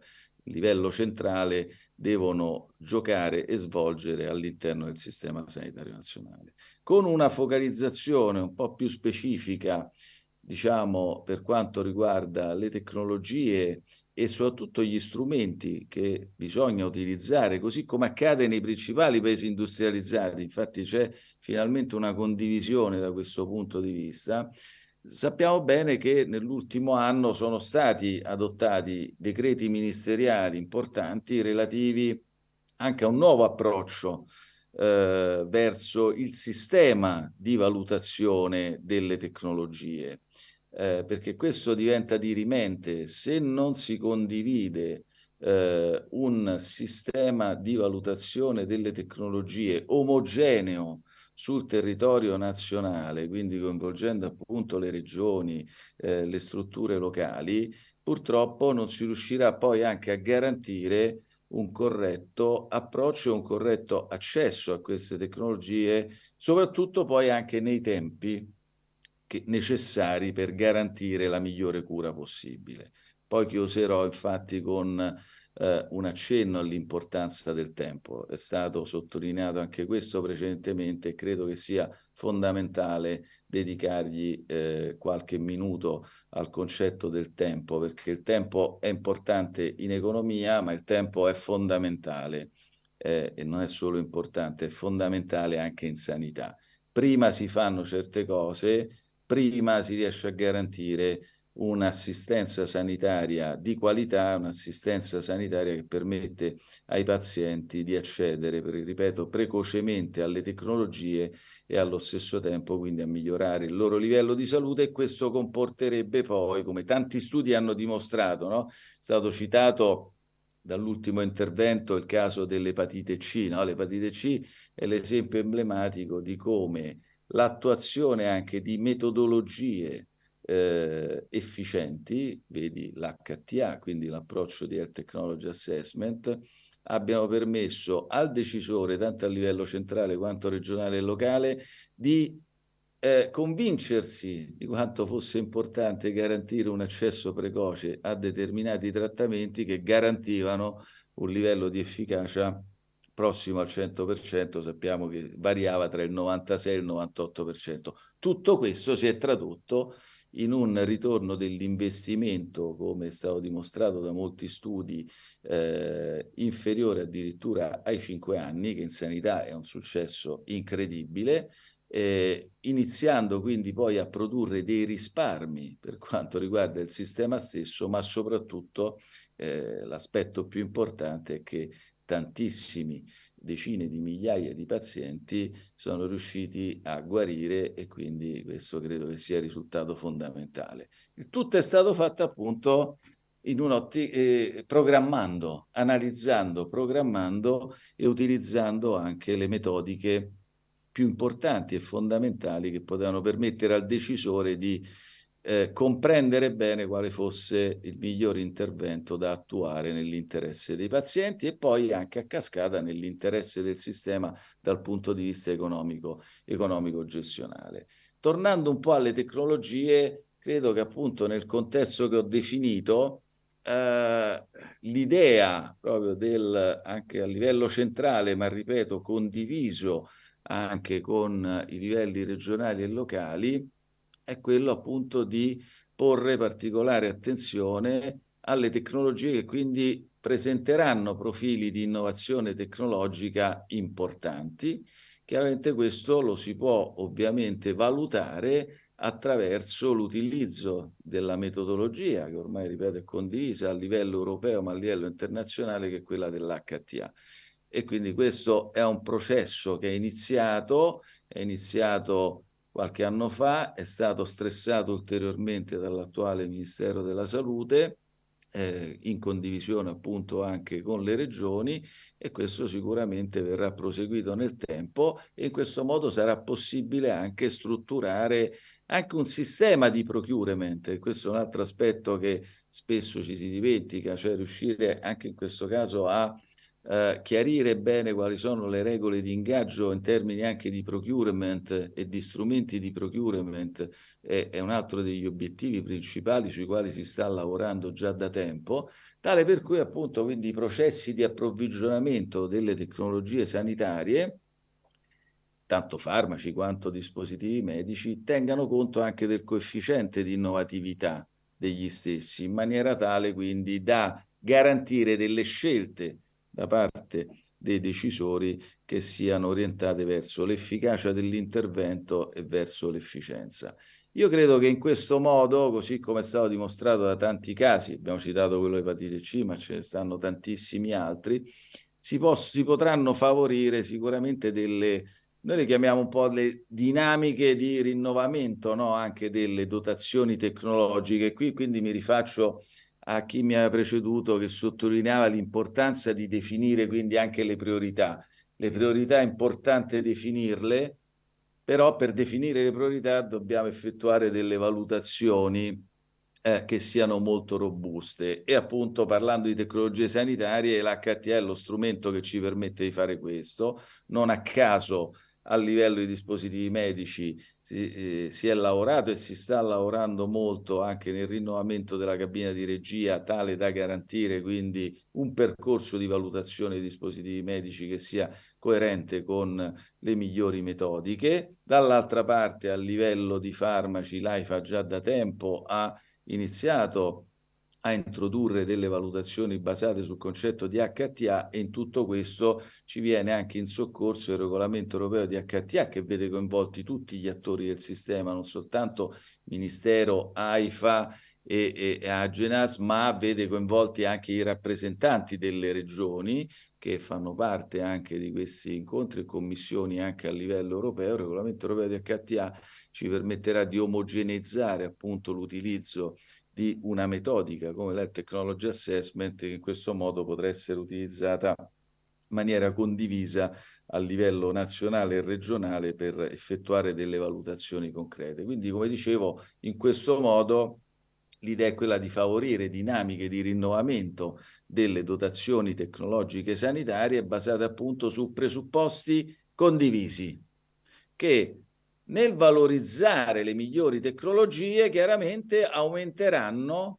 nel suo complesso chiaramente la qualità del sistema. Quindi questo significa quindi garantire le migliori cure possibili ai cittadini, ovviamente nei tempi stabiliti. Il tempo, ritorno a dire, deve essere considerato un aspetto centrale.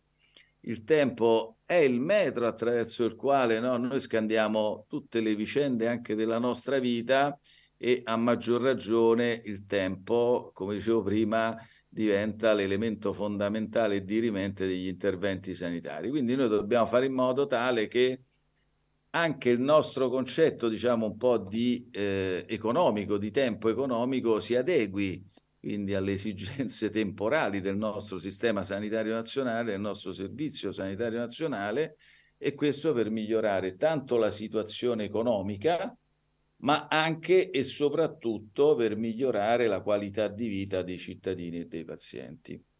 Chiudo riprendendo quanto era stato detto dall'assessore nella sua introduzione, proprio appunto come anticipato dall'assessore nella sua introduzione. Io credo che però affinché si possa attuare quanto ho cercato di illustrare in questi pochi minuti, un passaggio fondamentale consiste e consisterà, ripeto, questo noi economisti del settore lo diciamo da tanti anni, consisterà nel superare l'approccio a silos. tanto a livello centrale quanto a livello regionale e locale.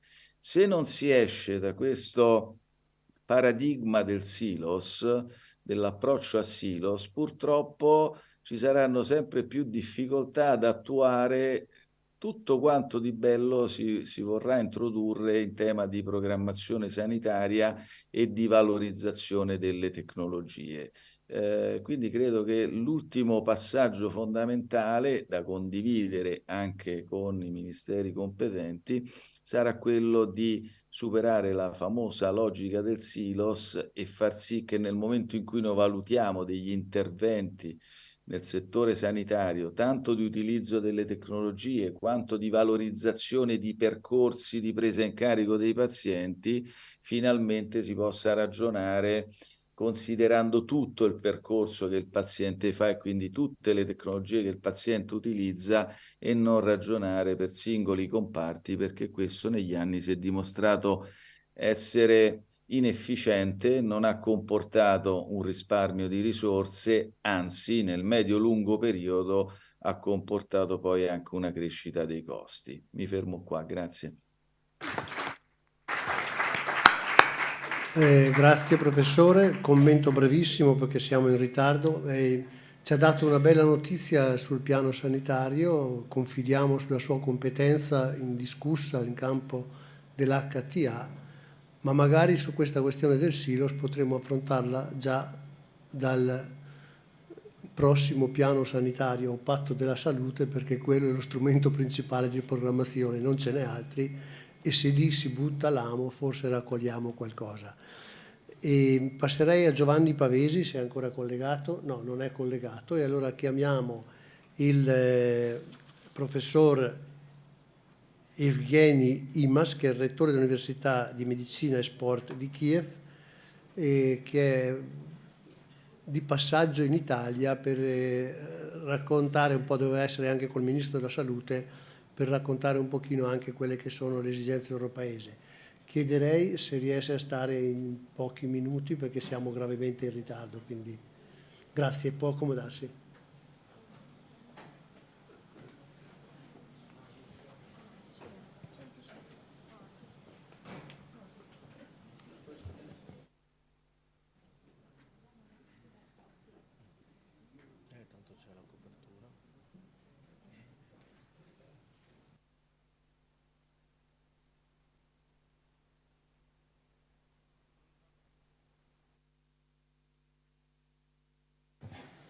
Бонжорно.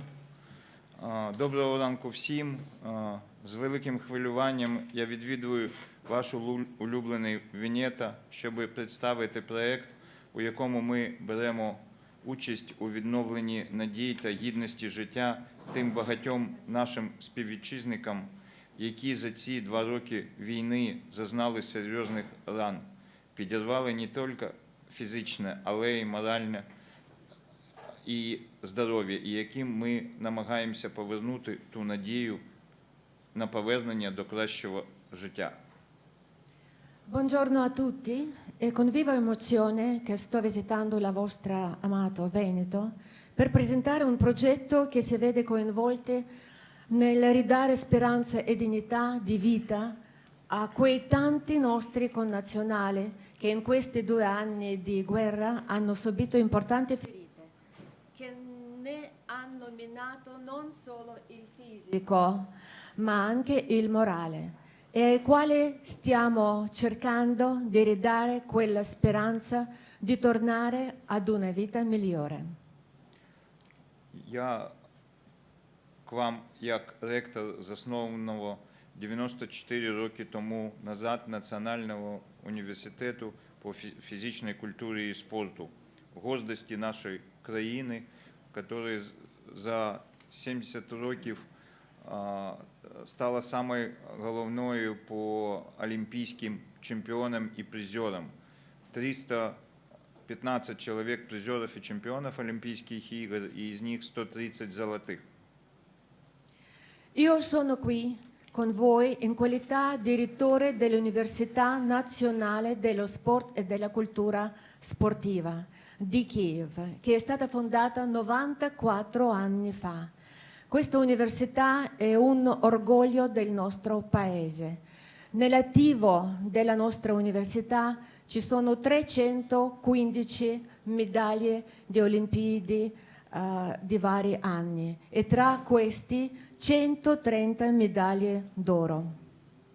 У нашому університеті ми готуємо та лікуємо спортсменів з найкращими технологіями.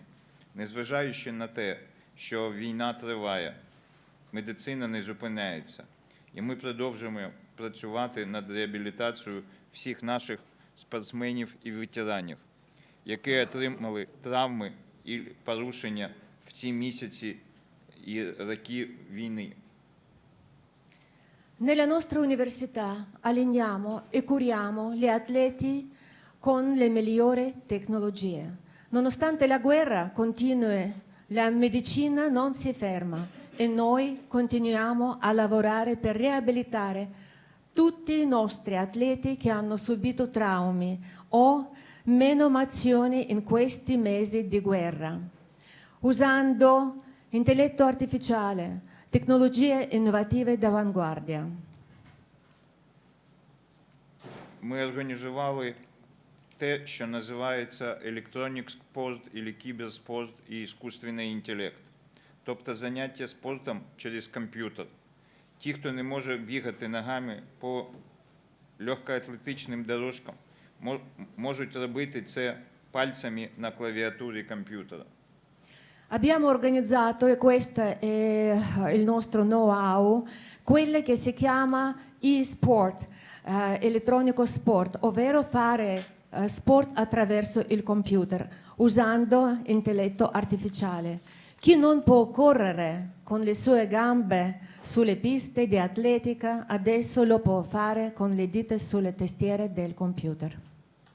Завдяки численним співпрацям, які ми розпочали в Італії через Українську фундацію «Надія» і «Ортомедика», ми розбудуємо мережу центрів реабілітації та ортопрозування в Україні з метою застосування якомога більше кількості протезів і водночас надання їм цілеспрямованої та функціональної реабілітації. L'università è impegnata grazie al supporto grazie alle molte collaborazioni che abbiamo avviato in Italia tramite la Fondazione Hope Ucraina e Ortomedica, costruiremo una rete di centri per la riabilitazione e l'ortoprotesica in Ucraina, con il fine di applicare quante più protesi possibili e nel contempo assisterli con una riabilitazione mirata e funzionale. Завдяки підтримці нашого президента України і нашого правительства університет налаштований завершити його достатньо швидко, і ми дуже сподіваємося на вашу допомогу. L'università è impegnata grazie al supporto del nostro Presidente e del nostro governo a portare il progetto di riabilitazione a termine in tempi brevi. Solo con la vostra partecipazione e con il vostro sostegno possiamo realizzare questo progetto. E parlando proprio, ascoltando tutto questo, Eugenio voleva aggiungere che il futuro della salute si incontra in Veneto, come è stato detto qua in questo forum. E speriamo che vari incontri fatti con le aziende mediche venete portino a un risultato reale e positivo per la salute in Ucraina. Grazie вам і слава Україні! Grazie a tutti voi, grazie a questo forum, buon lavoro e slava e forza Ucraina.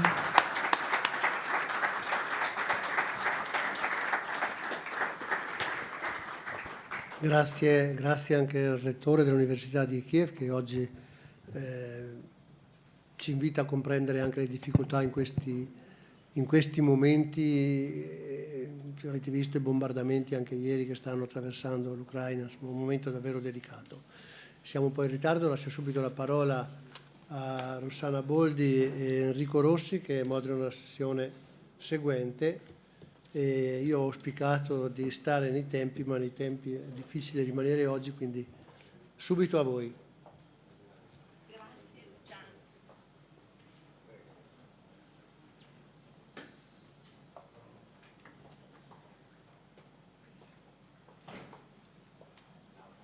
Eccoci qua.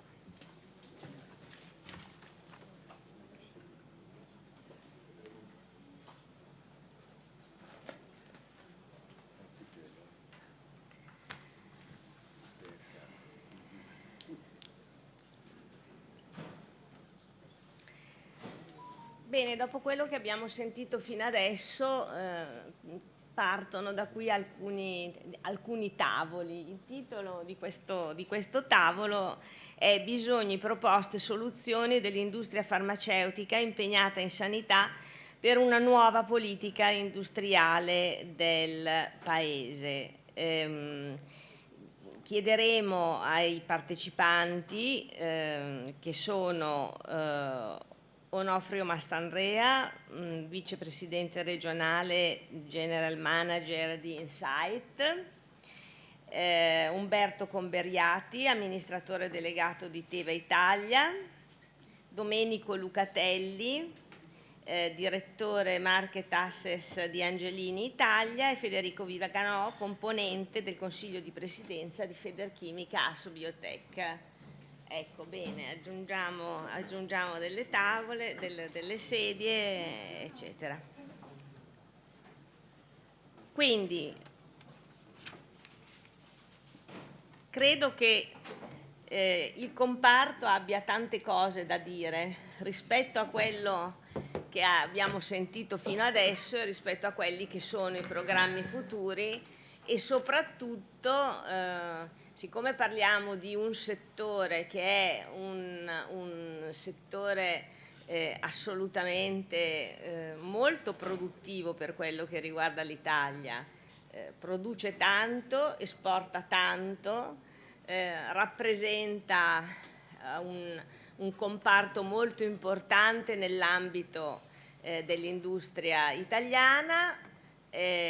Una cosa che mi ha fatto molto piacere leggere per tutto quello che riguarda l'azienda farmaceutica, ad esempio, è che le aziende farmaceutiche contribuiscono anche a far crescere quello che è il valore dell'Italia per quello che riguarda il gender gap, perché all'interno dell'industria farmaceutica ci aiuta a raggiungere quei target europei su questo tema che sono assolutamente necessari. Allora, la domanda un po' per tutti è, a parte naturalmente la presentazione un po' delle vostre aziende, cosa possiamo fare? Cosa avreste bisogno voi dall'Italia per un incremento e un miglioramento della politica del farmaco? Cominciamo da Onofrio Mastandrea. Sì. Innanzitutto buongiorno a tutti e grazie a Motore Sanità per l'invito. La domanda e lo stimolo, onorevole, che lei pone è veramente molto interessante e solitamente ci confrontiamo per parlare di valore di argomenti molto muscolari, come possono essere gli investimenti negli stabilimenti, gli investimenti negli impianti, ma un po' per la connotazione dell'azienda che rappresento, che è un'azienda Insight, un'azienda biotech, e un po' per il ruolo in qualità di coordinatore del tavolo sulla ricerca in farmindustria, vorrei porre un accenno sulla ricerca e quindi sul valore generato dalla ricerca. Semplicemente parto da un paio di numeri. Nel 2022 sono stati investiti in R&D circa 2 miliardi in Italia, di cui 700 milioni nella ricerca clinica. Questi numeri sono impressionanti se pensiamo che rappresentano circa il 15%, l'investimento in R&D di circa il 15% dei fatturati come comparto industriale farmaceutico, che è l'investimento più virtuoso. E chiaramente che cosa è in grado di generare la ricerca? Sicuramente valore economico, perché ormai è ben assodato anche da studi di settore. Altems ne ha pubblicato 2 wave di uno studio che dimostrano effettivamente che ogni euro investito in ricerca genera 3 euro per il sistema sanitario nazionale. Quindi la ricerca è una leva di sostenibilità, è una leva di sostenibilità economica innanzitutto per il sistema sanitario. Parlavamo di risorse, ma effettivamente la ricerca è in grado di generare risorse per il sistema sanitario, conoscenza, quindi una leva di know-how transfer e quindi di incremento della conoscenza per tutta la classe medica coinvolta, e tenete presente che queste conoscenze poi vengono messe a disposizione dei cittadini nei percorsi assistenziali, quindi chiaramente contribuiscono a migliorare le prestazioni di cura, e ovviamente il technology transfer. Allora qual è il tema? Il tema di cosa abbiamo bisogno, diceva, e vengo al punto e al cuore della sua domanda: un sistema che sia più ricettivo e più in grado di valorizzare gli investimenti in ricerca. Sappiamo che il contesto della ricerca è cambiato a seguito appunto del regolamento europeo del 2014. L'Italia ha reagito in ritardo proprio all'ultimo minuto nell'adeguamento, nella riduzione dei comitati etici, e ancora siamo in ritardo perché ne abbiamo chiaramente 40. Abbiamo intrapreso la strada giusta, ma con molto ritardo. Abbiamo detto il fattore tempo è un elemento differenziante, è un elemento chiave che ci permette appunto di vincere in competitività, e quando parliamo di ricerca parliamo di una competitività mondiale. L'Italia gioca una partita all'interno dell'Europa. L'Europa ormai ha visto casi di successo, perché non dobbiamo inventarci nulla. È stato molto interessante l'apertura del dottor Zanon quando ha fatto vedere: chiediamo all'intelligenza artificiale di che cosa abbiamo bisogno. Guardiamo, il mio punto, la mia prospettiva è: guardiamo best practice a livello europeo. La Spagna è una best practice, solo l'anno scorso nel 2022 ha attivato 900 trial clinici. Perché? Perché innanzitutto rapidamente ha individuato un comitato etico nazionale, perché ha semplificato il quadro normativo e regolatorio, quindi semplificazione, snellimento della burocrazia e individuazione di un comitato etico hanno rappresentato e rappresentano la chiave di successo, per cui oggi la Spagna rappresenta il benchmark a livello europeo. Allora l'Italia che partita vuole giocare? Questo è molto importante, perché quando parliamo di ricerca parliamo di qualcosa di estremamente competitivo. Il vuoto che noi lasciamo lo riempiono le altre nazioni. E quindi come vogliamo diventare il nuovo benchmark e il nuovo modello a livello europeo e poi chiaramente a livello mondiale. Abbiamo una grandissima partita, e chiudo. L'11 aprile si vota la nuova legislazione farmaceutica in Parlamento europeo, e anche lì dobbiamo tenere presente che tra il 2023 e il 2028 ci sono sul tavolo 1.800 miliardi di dollari che le industrie farmaceutiche mettono sul tavolo degli investimenti e alla guida dell'innovazione, e quindi chiaramente la scelta è puramente politica. Quale partita vuole giocare l'Europa nell'attrarre investimenti, visto che perde in competitività rispetto ai nuovi players, Cina, US e chiaramente altri paesi emergenti che diventano molto più attrattivi, e quale ruolo vuole giocare l'Italia all'interno del contesto europeo? Io la ringrazio per la concisione con cui ha espresso questi concetti, anche perché se siamo un po' concisi magari c'è il tempo anche di un secondo giro di tavolo. Prego. Ah no, volevo solo aggiungere un'altra cosa sui comitati etici. In effetti, durante la pandemia, ne ha parlato prima Andrea Costa, c'era stata di necessità virtù una riduzione e un nuovo approccio rispetto ai comitati etici che aveva permesso di continuare l'arruolamento e la creazione di sperimentazioni anche in periodo. Tutti, almeno io speravo, che questo fosse il viatico per cui, visto che aveva funzionato durante la pandemia, si mantenesse quel sistema. Invece purtroppo questo non è successo e secondo me già lì si presenta un problema.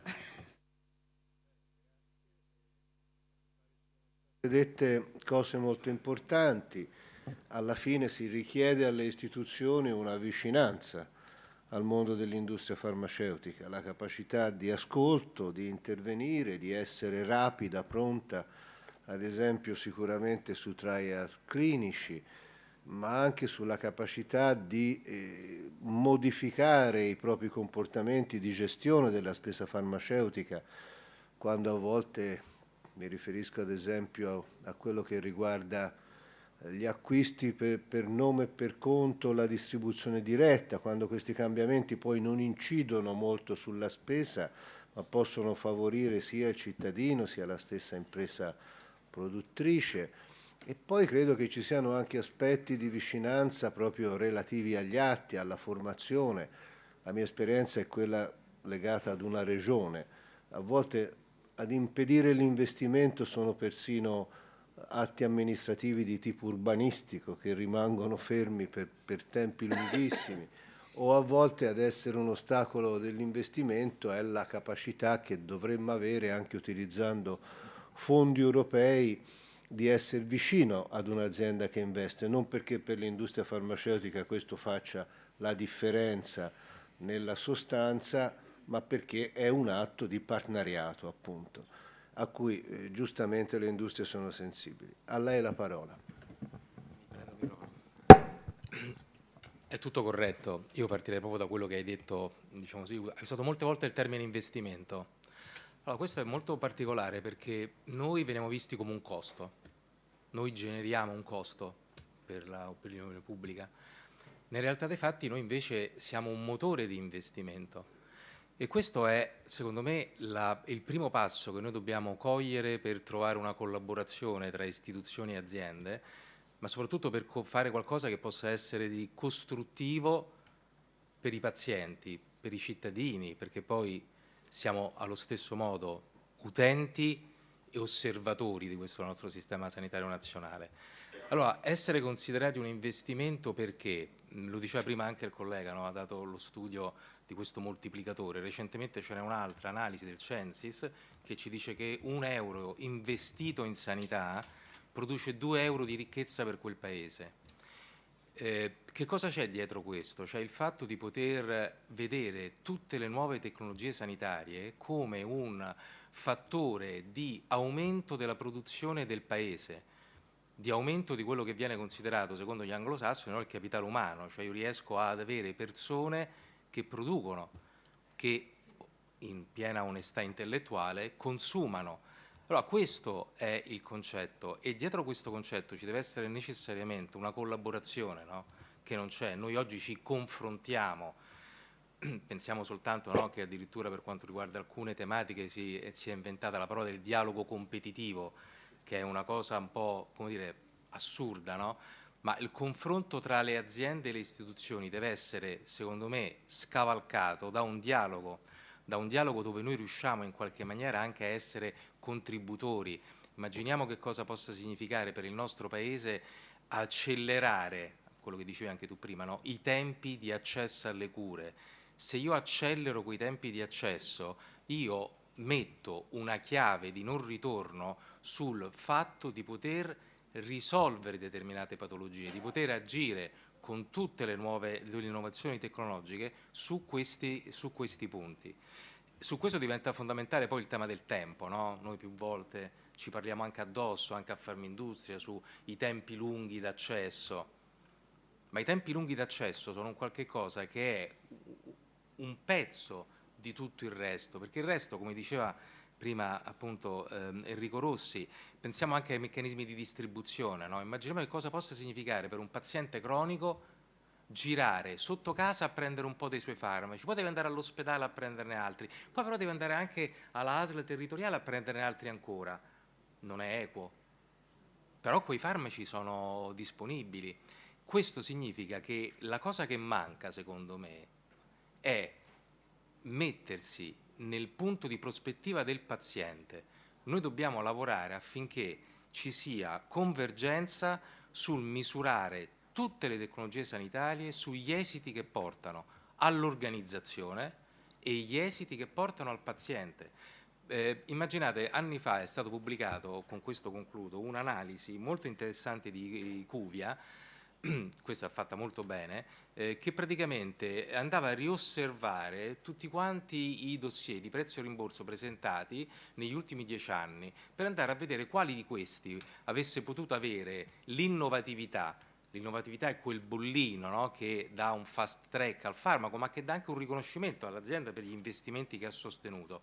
Ebbene, in questi 10 anni di analisi retrospettiva, questa analisi dei Cuvia ha evidenziato che rispetto ai farmaci che erano stati dall'ente regolatorio italiano considerati innovativi, ne sarebbero dovuti essere di innovativi circa il 150% in più, cioè rispetto a 10 dovevano essere, diciamo così, oltre 30 i farmaci innovativi. Perché?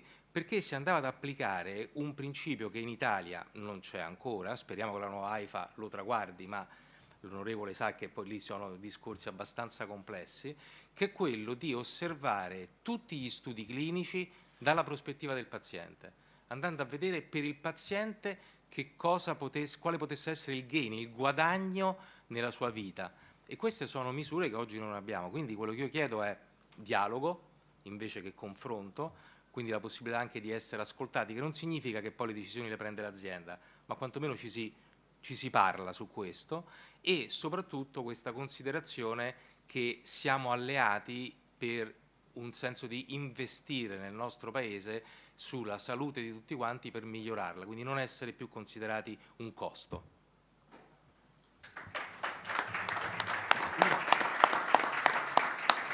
Grazie davvero. Sì, allora questo concetto secondo me è fondamentale, e cioè l'azienda farma non è una controparte, ma è una parte del sistema. Ecco, forse se cominciassimo a ragionare in quest'ottica avremmo molti meno problemi.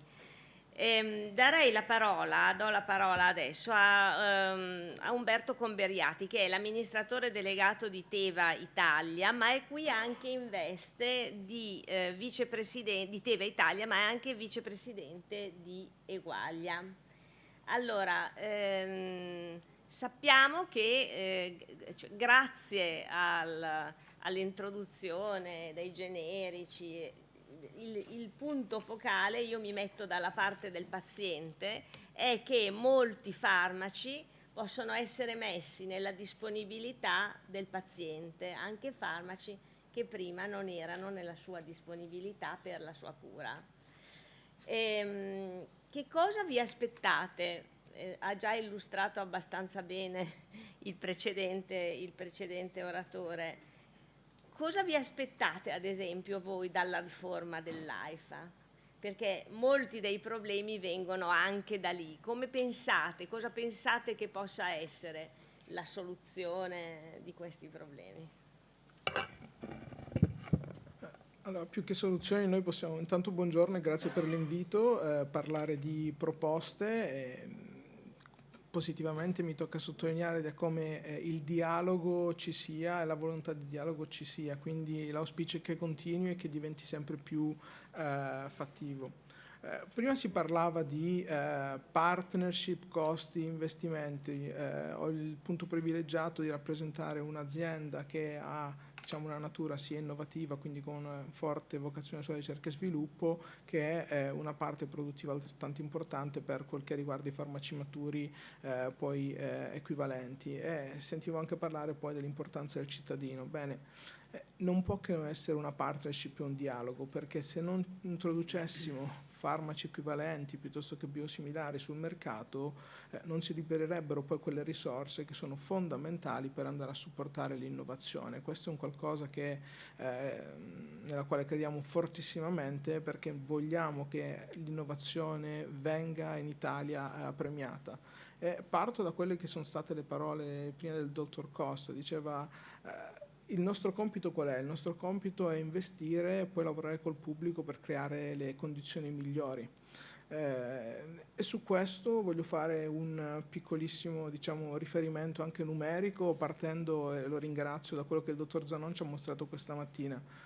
Noi in Italia dobbiamo avere un'attenzione, mi sento di dire, al farmaceutico, c'è, è un comparto industriale fondamentale e sicuramente lavorare con la nuova AIFA sarà importante per fare in modo che questo continui a essere tale, ma mi sembra essere una delle priorità del governo. La cosa importante però è parlare di che farmaci, perché servono i farmaci innovativi ma servono anche i farmaci maturi. E questo lo rivendico con grande orgoglio, perché oggi in Italia la gran parte di noi si cura con dei farmaci che sono quelli qui faceva vedere stamattina il dottor Zanon, quindi il retail in farmacia, i farmaci di classe A per intenderci, che hanno un prezzo medio di rimborso in poco più di 3 euro. Quindi quando si parla di costo, veniamo percepiti come costo, io inviterei tutti a far vedere qual è il valore che viene generato da questo rimborso. E il paradosso che è molto legato a noi italiani è, pensate che il mercato del retail, lei diceva che ha dei volumi bassi, vale circa 1 miliardo di euro. Beh, ce n'è un altrettanto miliardo che i cittadini spendono per pagare la differenza tra ciò che è rimborsato dallo Stato e quello che è il costo del farmaco. Sarebbe fondamentale quindi una campagna di informazione molto importante a riguardo, proprio perché vogliamo che i cittadini si curino meglio e investano quei soldi poi magari in prevenzione e screening, che è assolutamente fondamentale. L'altro aspetto è trovare il modo che gli investimenti abbiano poi nel tempo una certezza di ritorno, perché questa è una cosa che le aziende chiedono e il sistema Italia penso stia riflettendo in tale direzione. Quindi quello che noi vorremmo sempre più è che ci sia questo dialogo aperto tra aziende che hanno un'esigenza di ritorno ma anche una volontà grande di investimento, e far sì che l'Italia rimanga un grande mercato, perché lo è, e diventi sempre più attrattivo, che erano le parole che prima il mio collega diceva, perché qui c'è tanta competenza, quindi vorremmo che diventasse sempre più attrattivo per gli investimenti. Grazie.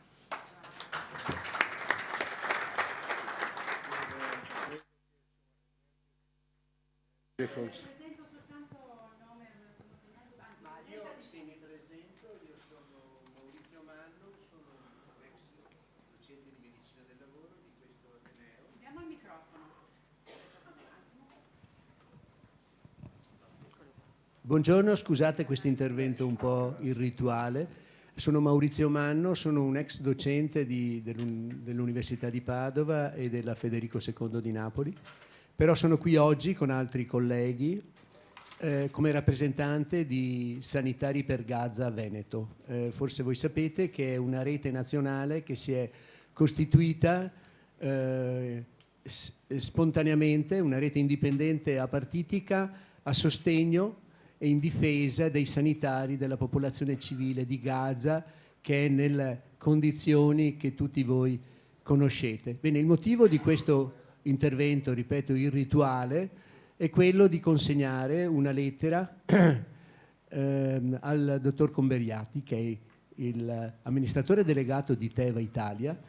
Il dottore certamente sa meglio di me che Teva da diversi anni è sotto una campagna di boicottaggio per vari motivi su cui noi non vogliamo entrare, come non siamo entrati a gamba tesa nel suo intervento, che era in realtà l'indicazione della nostra organizzazione nazionale nell'ambito di questa campagna, ma vogliamo dire che noi inizieremo nel Veneto un intervento di boicottaggio per i motivi che vi ho detto, però vogliamo avere un approccio nostro che è quello comunque del dialogo, e abbiamo una lettera in cui chiediamo al dottore di farsi carico di trasmettere alla direzione centrale una richiesta, che è quella di portare avanti nei confronti del governo israeliano 3 richieste sostanzialmente.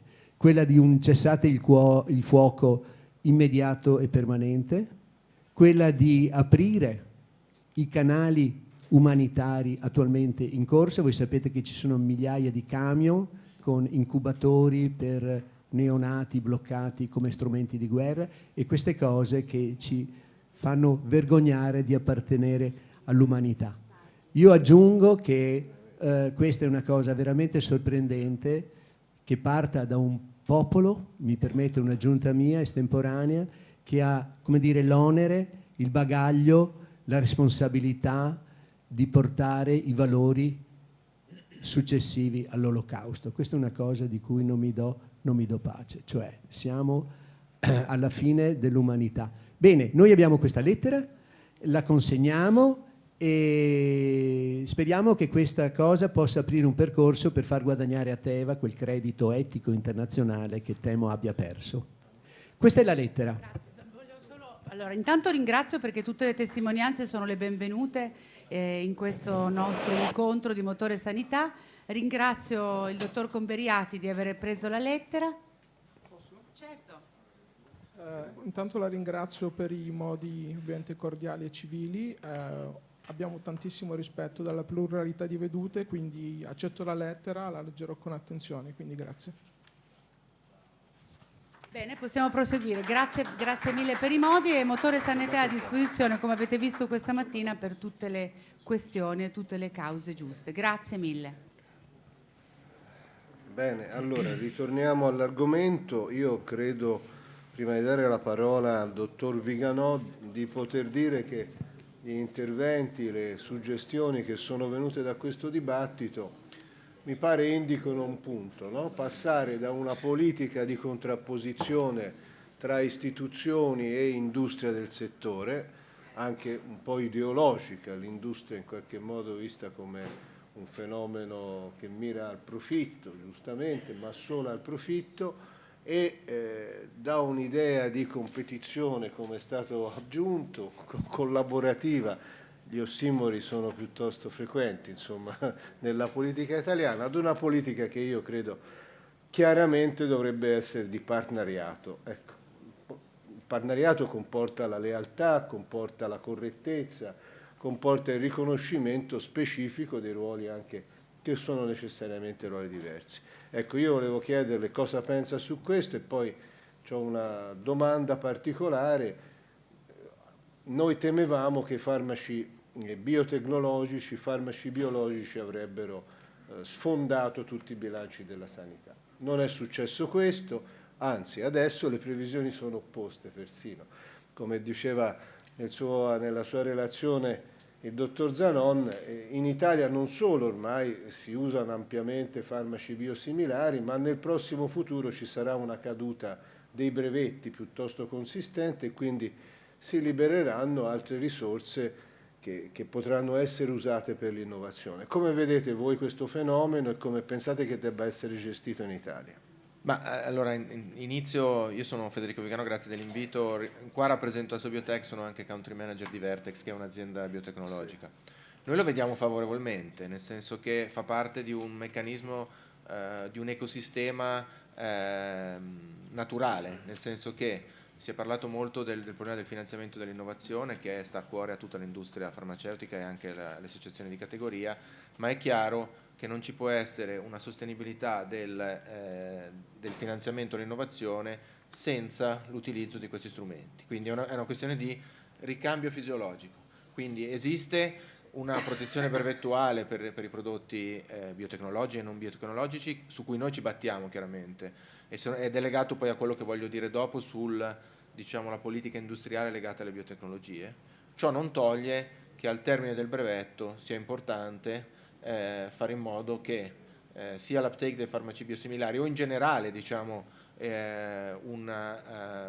un'attenzione ai costi venga tenuta in considerazione, e questo lo vediamo come una possibilità di finanziamento, o meglio rendere disponibili dei fondi che possano poi finanziare l'innovazione.